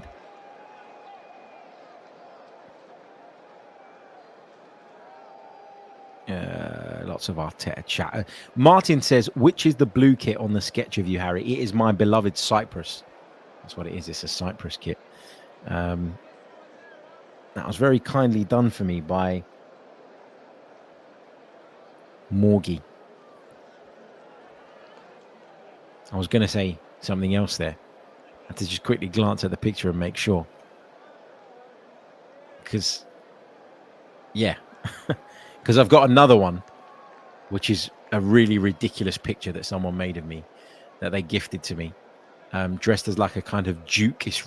One day I'll pull it out and I'll show you guys on a live stream. It's terrible. But that's from someone else. And I nearly said that guy's name for this one. I wanted to give credit to the right person, of course.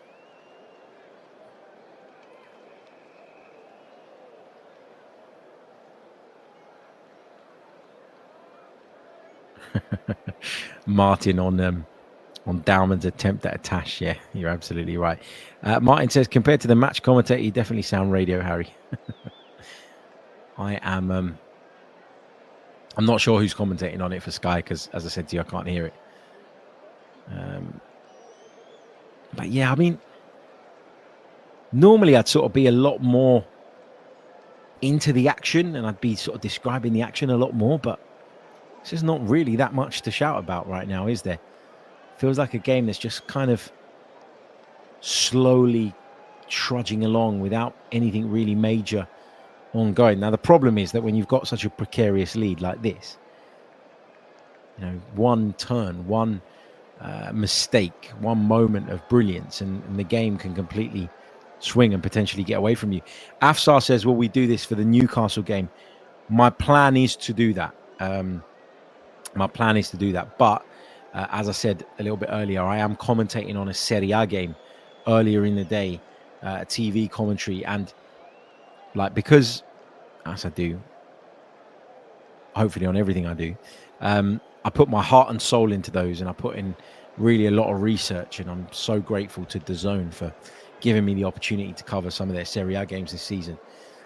Sometimes I'm absolutely knackered by the end of them, and it might just be a case that I just want to sit on the sofa and watch it, but if I can, I promise I will. Afsar says, who was your favourite commentator? Martin Tyler for me. Like, hands down, the best. And I almost hated the way that as his kind of time at Sky started to come to an end, you know, people were sort of going online and like really slating him. Like, where the hell was the respect for the brilliance that he had produced for years and years and years? And I like Peter Drury, but I miss Martin Tyler. I do. And I think, as much as like I respect them both, but Martin Tyler is absolute peak, beats any of them. at their absolute peak for me. And he's just synonymous with the Premier League, isn't he? Really nice guy as well. I've had the opportunity to meet him and talk to him. He came on this podcast many years ago when we first started it. He came on the podcast, which was amazing, and kind of got to know each other a little bit from there. And when I was out at the Euros last summer, we met up to make some content. And yeah, it's just brilliant guy. Here's Dowman. Bit of excitement from Max Dowman. Carries the ball infield all the way to the centre circle and then lays it off to Miles Lewis-Skelly. Massive thank you to Eero for your very, very kind donation to the channel, mate. Thank you so much. I really do appreciate that. Your support is very much appreciated. Thank you, pal. As Dowman is released down the right-hand side for Arsenal, looking to take on his man. Max Dowman gets to the byline, checks back onto the left foot. That touch just let him down there when it mattered most. John Motson was quality too, says the Saski Guna. Oh, yeah, without doubt. Legend of the game. Arsenal throw-in from the right-hand side. Ben White is going to take it. 67 minutes on the clock.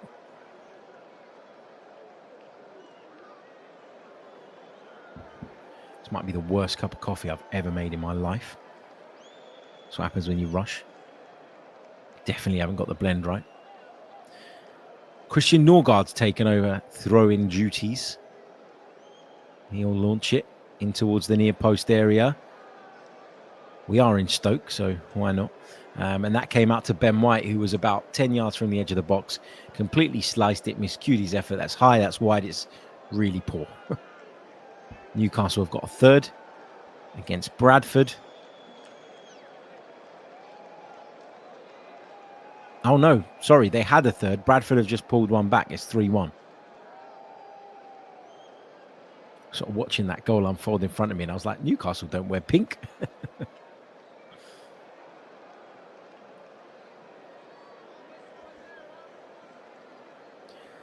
So that means the latest scores: Huddersfield 0, Manchester City 2, Newcastle 3, Bradford 1, and Spurs still lead Doncaster by 2-0 in this competition. Port Vale trying to just get in behind us there.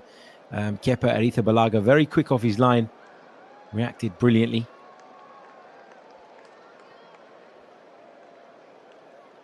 But the home players just trying to do their bit to kind of get the crowd on side and up for it. And they're going to launch a long throw into the penalty area. Arsenal with some defending to do. Eze makes the initial clearance. Martinelli will chase the second ball. Port Vale have it back again down the right-hand side. Opportunity to deliver into the box. It came off of Marino's thigh. It's back out to the right for Port Vale. That's fizzed in. Kepa will let it run. Nobody in white was getting anywhere near it. Arsenal kind of get away with that. Wasn't the greatest delivery in terms of its accuracy, but it had a real fizz and a sort of whip on it. It just made it look very, very dangerous. They're going to make more changes. Duncan joins us on the watch along for the first time. He has joined us from Australia. He says, thanks for doing a watch along. As to watch it live over here, I have so many different subscriptions to platforms. Wish it was all on one sub. Oh, mate, we have that problem here in the UK as well. Don't you worry. D Admirer on my comment about rushing to make my coffee, he goes, you were gone long enough to pick and press the beans, mate. Yeah, you're right. You're right. But I still rushed the coffee part. So Peyton and Curtis go off. Stockley and Cole come on for Port Vale. It's over 3,200 of you with us at the moment on the stream across the multiple platforms, which is just incredible. So thank you so much for your support. Arsenal making more changes. Victor Gyökeres is coming on to replace Mikel Merino. And Big Gabby is coming on as well. He's going to replace Ben White, which I'd imagine means that Mosquera is going to go over to right back. I don't really get these changes. Like I don't want to be that guy that moans for no reason, right? But I just don't get. I get that Ben White's not fit enough to complete the game. I get that Mikel Merino's played a lot of football recently. I get even that Victor Gyökeres is coming on. I don't get why we're bringing Gabriel on, though. I just wouldn't take that risk, me personally. But then I suppose if White can't continue, what other option do you have? Timber, but we've not really looked after Timber well enough, I don't think, over the last year or so. So maybe that's taken a bit of a priority. I don't know. Anyway, Devante Cole has got a pretty good record for Port Vale, and he's come off the bench. Is he going to hurt us? Hopefully not. Someone said something about Lavazza coffee in the chat. Let me just tell you, probably never, ever going to get a podcast deal out of them anyway. But their coffee, I don't like it. There you go. I've said it. And we are unlucky, as DJ Ash says in the chat, that Incapie is not available, because then we could have avoided bringing Gabriel on, couldn't we? I suppose we could have brought Calafiori on at left centre-back, but then again, he's played a lot of football at the start of this season, and given his injury history, you're probably wary of that. Lewis Skelly releases Martinelli down the left-hand side. He's been held up well, though. Tries to make something happen around about the byline. Ends up being dispossessed as Gabriel Martinelli in front of the travelling Arsenal supporters away to the right as we look at it, and behind that goal. John P says Timber needs the break more, just in response to what I was saying. That Varendra says Timber needs a break, better to play Gabriel minutes-wise. Yeah, I suppose. Like I should get used to the fact that this is what it's going to be like from now on. But I just like, in the past, I feel like Mikel's used players in this type of game more than he needed to. But then I suppose when there's people moaning and groaning about, the fact that we're clearly playing in second gear in a game like this, does that then have an impact? Like, does he feel a pressure to have his players go out there and put on a show? I mean, credit to Port Vale. I think they've done really well tonight, by the way. Here's Dowman just turning down a cul-de-sac on that occasion. He had to just lay it off in that instance.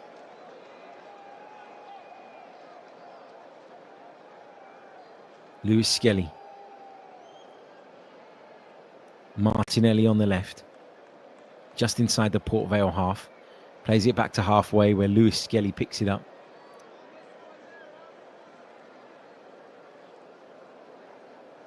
Saliba.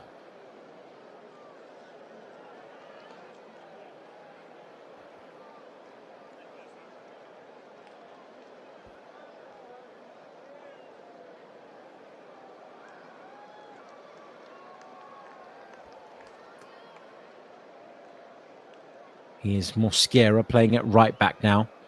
It's part of that defensive reshuffle we saw just a few moments ago. Gabriel at left centre-back, but Mosquera's given that away. Opportunity here for Port Vale on the edge of the penalty area. Can they make something of this? That was sloppy from the former Valencia man. Arsenal get plenty of bodies back and they recover, positionally at least. But then Gabriel Martinelli fairly wins the ball back for Arsenal, although I have to say I thought he committed a foul there. Maybe I need to see it again. Clark it was. He sort of went through the back of there.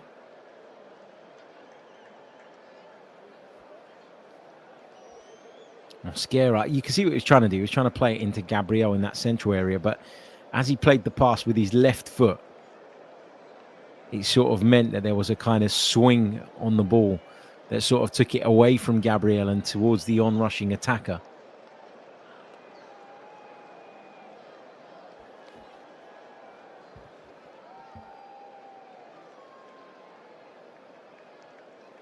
Varendra says the biggest question I'm surprised you lot haven't discussed is how comes Arteta didn't put one or two of the youth academy players in,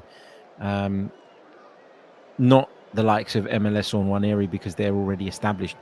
I think the under 21s played last night in the Virtue Trophy, and a lot of them were involved in that. Also, we've got a bigger group now, and because we've got a bigger group, he probably feels like he needs to use nights like tonight to give some of those guys minutes to make sure that they're sharp and ready, and sort of in tune, if you like, when they're called upon. So the dynamics changed at Arsenal, right? Last season, we were picking those squads a lot of the time because we didn't have anything else. And we were really short. That's an effort from distance that Kepa had to worry about there. Did he get a touch? Did he tip it over the top of the crossbar? I don't think he did, because nobody's rushing over towards the corner flag. Let's have another look at this. I don't think he got anything on it. No, he didn't. It's going over. Just withdrew his hand at the final moment, did Kepa Arrizabalaga. Speculative effort from distance, but it wasn't a million miles over the top of the bar, you know. Jack says, can't wait to hear from Mikel on how we dominated this one. Yeah, look, I'm a Mikel fan. I'm a Mikel supporter. You guys know that, but some of the things he said over the last few days, I can't buy into. I'm sorry. And I just think you're creating a bit of a rod for your own back by sort of doubling down on things that people just don't want to hear. Like, we talked about it before the game. You keep talking about dominance and control in that you've got the ball. Yes. But highlight the fact that the efficiency isn't there, because we have we had loads of the ball against City, 66%, I think, of the possession. Our XG was 0.93 and theirs was 0.89. We both had 3 attempts on target each. So, okay, they didn't have the ball, but they were more efficient in the final third than we were. If you look at it, sort of what they produced versus how much possession they had. See what I mean? Norgard out to the right for Mosquera. Nwaneri's dispossessed in the middle of the park. That's one back by Max Dowman, of all people. And then he takes over from Ethan Nwaneri. Finds Lewis Skelly at left back. Eza.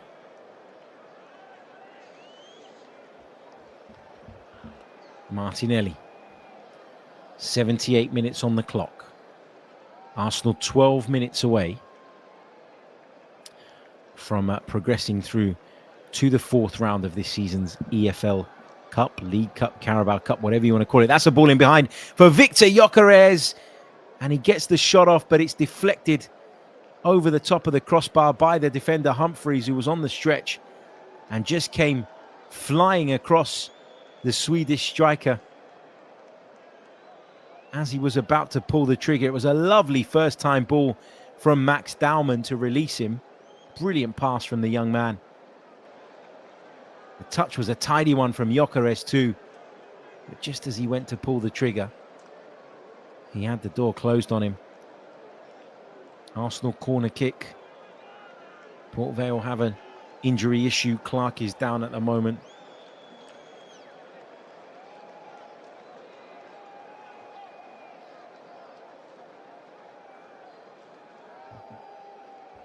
He'll be receiving treatment. So we're going to get a brief stoppage in play here. Just a quick reminder, as there is a brief stoppage in play, if you haven't done so already, particularly, guys, if you are on YouTube with us, don't forget to leave a like on the video. Don't forget to subscribe to the channel. All of that stuff, it really, really does help. If you want to listen to the podcast on a daily basis, you can find us on Apple Podcasts. You can find us on Spotify. You can support me in bringing you daily Arsenal content as well by going over and signing up on Patreon. The link is in the description if you're with us on YouTube. If you are with us on X, come over to the YouTube channel. There's over 3,000 of you with us live on X right now, which is incredible. But if you want to get access to all of our content, if you want the full Chronicles of a Gooner experience, then I'm not sure that anybody really wants that. But if you do, come over to the YouTube channel. I'm sure you'll enjoy it. And we'd really, really appreciate the support.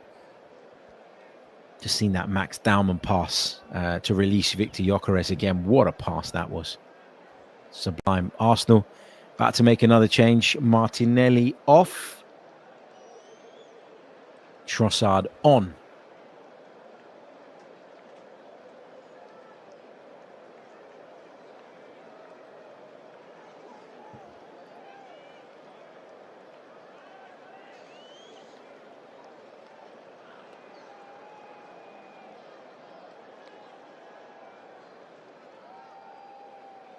Eze off as well, and Rice coming on. So another double change. Trossard and Rice enter the field of play. Eze and Martinelli make way.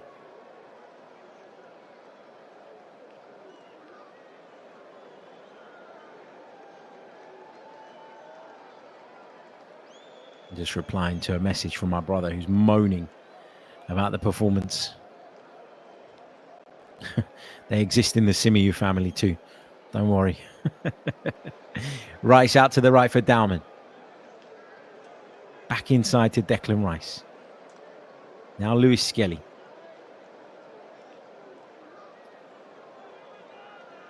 Dowman once more.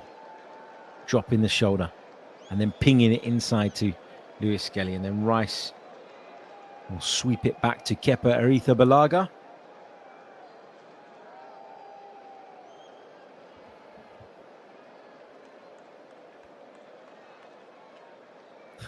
Sounds like you have a good brother, they say in the chat. Redemption says, I've got two brothers and they're both moaning now. So that conversation is going to be fun later on. Trossard. Deep inside the Port Vale half, but really with nowhere in truth to go.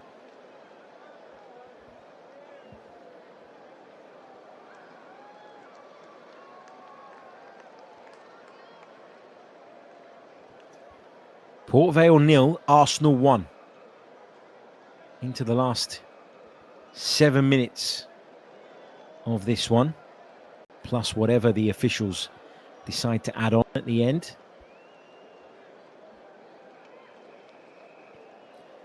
Make sure you've hit that like button on YouTube. If you haven't already, please subscribe as well. If you haven't already, please. And come over and subscribe to YouTube if you're an ex-viewer right now as well, because there's over 3,000 of you live with me on X, which is just remarkable. Normally, the only interaction I get on X is people having a go at me. So nice to see some friendly faces.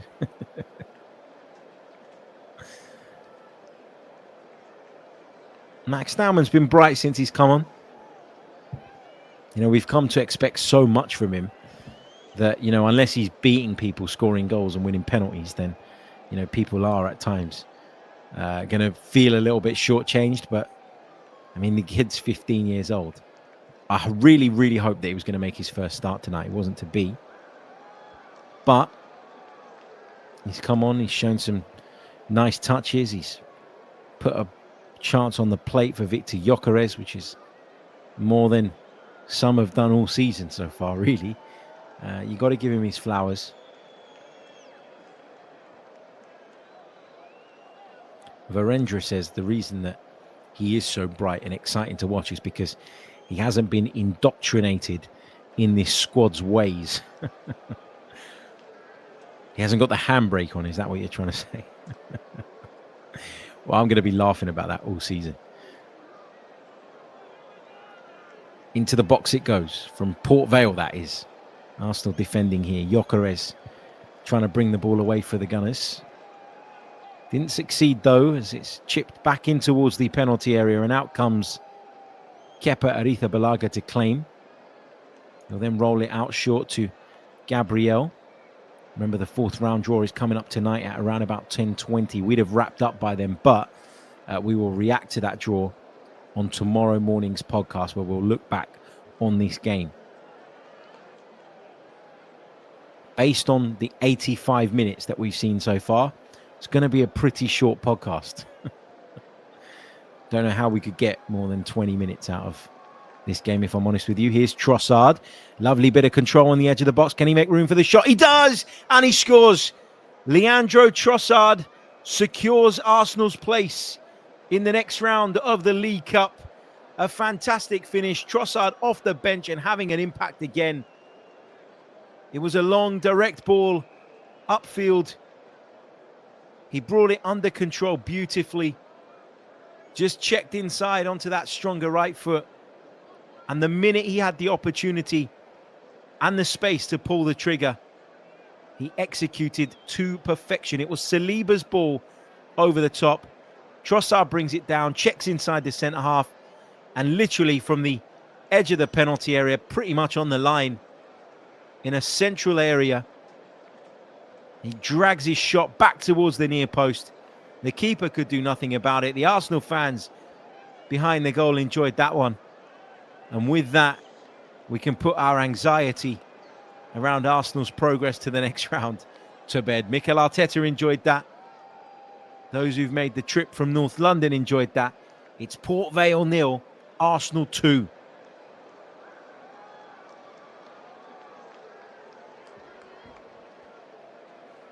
Leandro Trossard. I've always said the guy's a super sub. I've always said that. Leandro Trossard is at his best when he comes off the bench and he can impact games late on. I mean, look, Darren Moore's shaking his head, the Port Vale boss, right? Because he probably feels like that was a really sloppy goal to concede. It's a long ball. It's from Saliba, Route 1 type stuff.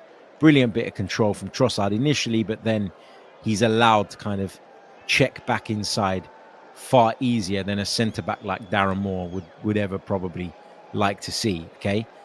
But, you know, Port Vale overall, I think, have done a good job of making life difficult for us. You know, people will talk about how poor we've been because we're the big team and we're the ones that are expected to produce all the magic, and we're supposed to be the ones that produce the value to the kind of match-going fan on a night like this. I get that, right? But you got to give them credit. I think they've held a good shape. I think they've been competitive physically. Haven't really been able to venture forward too often or too frequently, but they're a League One side, and they're not a League One side that started this season particularly well. As I said in my intro to the game, it took them 8 league matches before they picked up their first victory. It's been a tough ride. Oh, look at that from Dowman. Oh, that is beautiful. The flick into Declan Rice, just magic. What a player this kid is, man, honestly. For those of you not watching the game, the ball was sent out to him on the right touchline, and he just flicks this ball first time in the air beautifully around the corner and into Declan Rice. Just unbelievable stuff.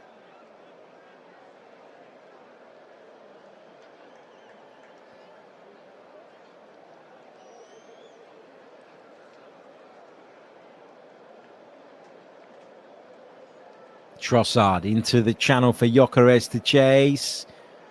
Defender got there just about in the nick of time and turned it behind for an Arsenal corner.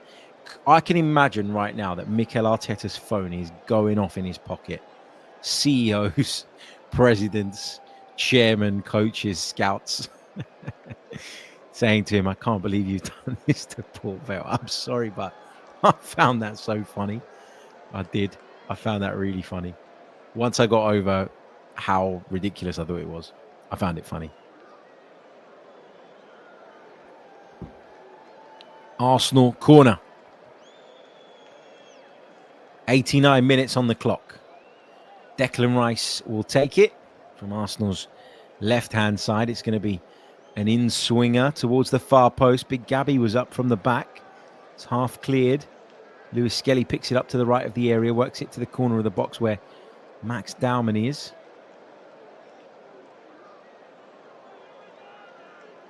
It's back with Kepa now. It's with Saliba. Back to Dowman on the right. He's got space to operate in.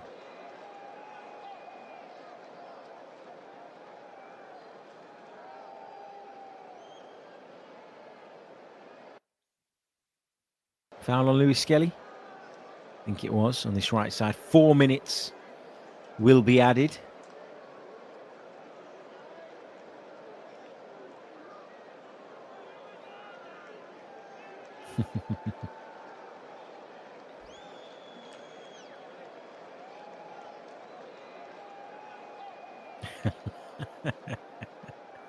This is the comment of the night.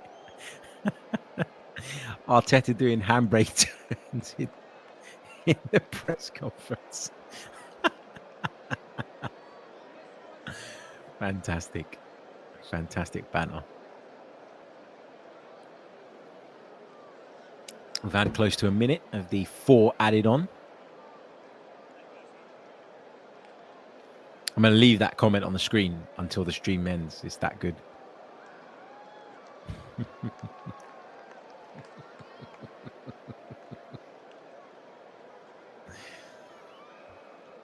Saliba at centre-back for Arsenal, in possession. Finds Gabriel, his central defensive partner, the man with whom he's formed a rock-solid partnership over the past couple of seasons, maybe slightly longer than that. It's really been at the centre of Arsenal's kind of rise to relevance again, if you like. Norgard. Good to see him getting the entire game. Downman's pass infield. Gabriel will carry it a few yards forward and then gives it back to Dowman, who's popped up in a more central area now. It's been busy, Max Dowman, since he's come on, which is good to see. He's clearly confident enough to go roaming as well from the position that he's been deployed in. Lewis Skelly.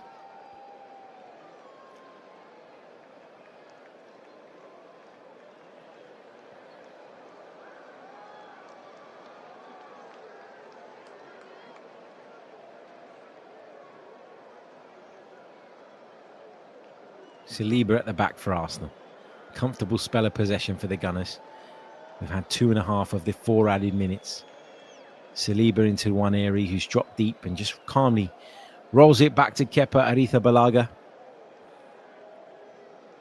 For the final time, I'm going to ask you, if you haven't done so already, to make sure you leave a like on the video and subscribe to the channel if you're with us on YouTube. If you're with us on X, come over to YouTube and join the Chronicles of a Gooner family. You can also join us on Apple, Spotify and Patreon as well.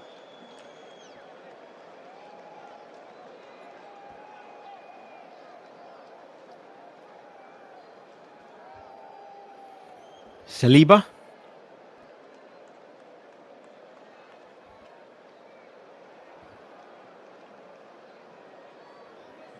Dowman's effort from the edge of the box blocked. It comes to Trossard on the left. Waneri. Can he make room for a shot? We know he likes to take them. Keeper made the save in the end. Went for that near post, did Ethan Waneri. Was hoping, I think, to beat the goalkeeper Gauchi there with just sheer power. Grant says, oh no. Now Trossard. Oh no, now Trossard will start against Newcastle. I'm just choosing to see the funny side of it. There it is, full-time whistle at Vale Park. Darren Moore and Mikel Arteta shaking hands. Arteta doesn't look too pleased, you know. I mean, not that he should be jumping up and down at a victory, over Port Vale, but I don't know, man. He looks a little bit like pissed off. It's interesting. It's interesting to see him like that. I'm interested to see what mood he's going to be in when he goes into the press conference. But yeah. Eberechi Eze opened his Arsenal account in the first half, around about, 8, 9, 10 minutes in, whatever it was. And set Arsenal on their way. It was pretty much a non-event for large periods, though, until Leandro Trossard came off of the bench and scored a second to take the game away from tonight's hosts, Port Vale. The draw for the next round will take place in around about half an hour's time, but I am going to say goodnight. We will be back tomorrow morning with an episode of the podcast looking back on tonight's game, some of the takeaways. I suspect we're going to have to dip into the press conference for some of the content because it wasn't that eventful on the field, was it, if I'm being completely honest? But look, massive thank you to every single one of you for tuning in tonight. Thank you so much for being with me. As I say, I'll do as many of these over the course of the season as I possibly can. I'll try and do them on non-Arsenal games as well, if people are interested in them, if they're big games and I'm just at home lounging about watching it, why not? Let's do it. But yeah, thank you so much. I really appreciate all the love and support. If you're with us on X, do us a solid and come over and subscribe to the YouTube channel, The Chronicles of a Gooner. If you click on my profile on X. The link is in the bio, so you can join it from there. And if you are already on YouTube, make sure that you've left a like and a subscribe and all the rest of it. And I will see you all on tomorrow's episode. Just a little heads up, I think tomorrow morning's episode will probably be a pre-record because I am jam-packed, slammed busy tomorrow. And I've got a fair bit of traveling to do as well, which means it's probably going to be difficult for me to sit and record or stream the podcast at our normal time. So it will be out by 10, as always, but it won't be live, I don't think. But anyway, thank you so much for joining me. It's finished at Vale Park. Port Vale 0, Arsenal 2. Until the next one, take care of yourselves and have a wonderful night. Up the Arsenal. Goodbye.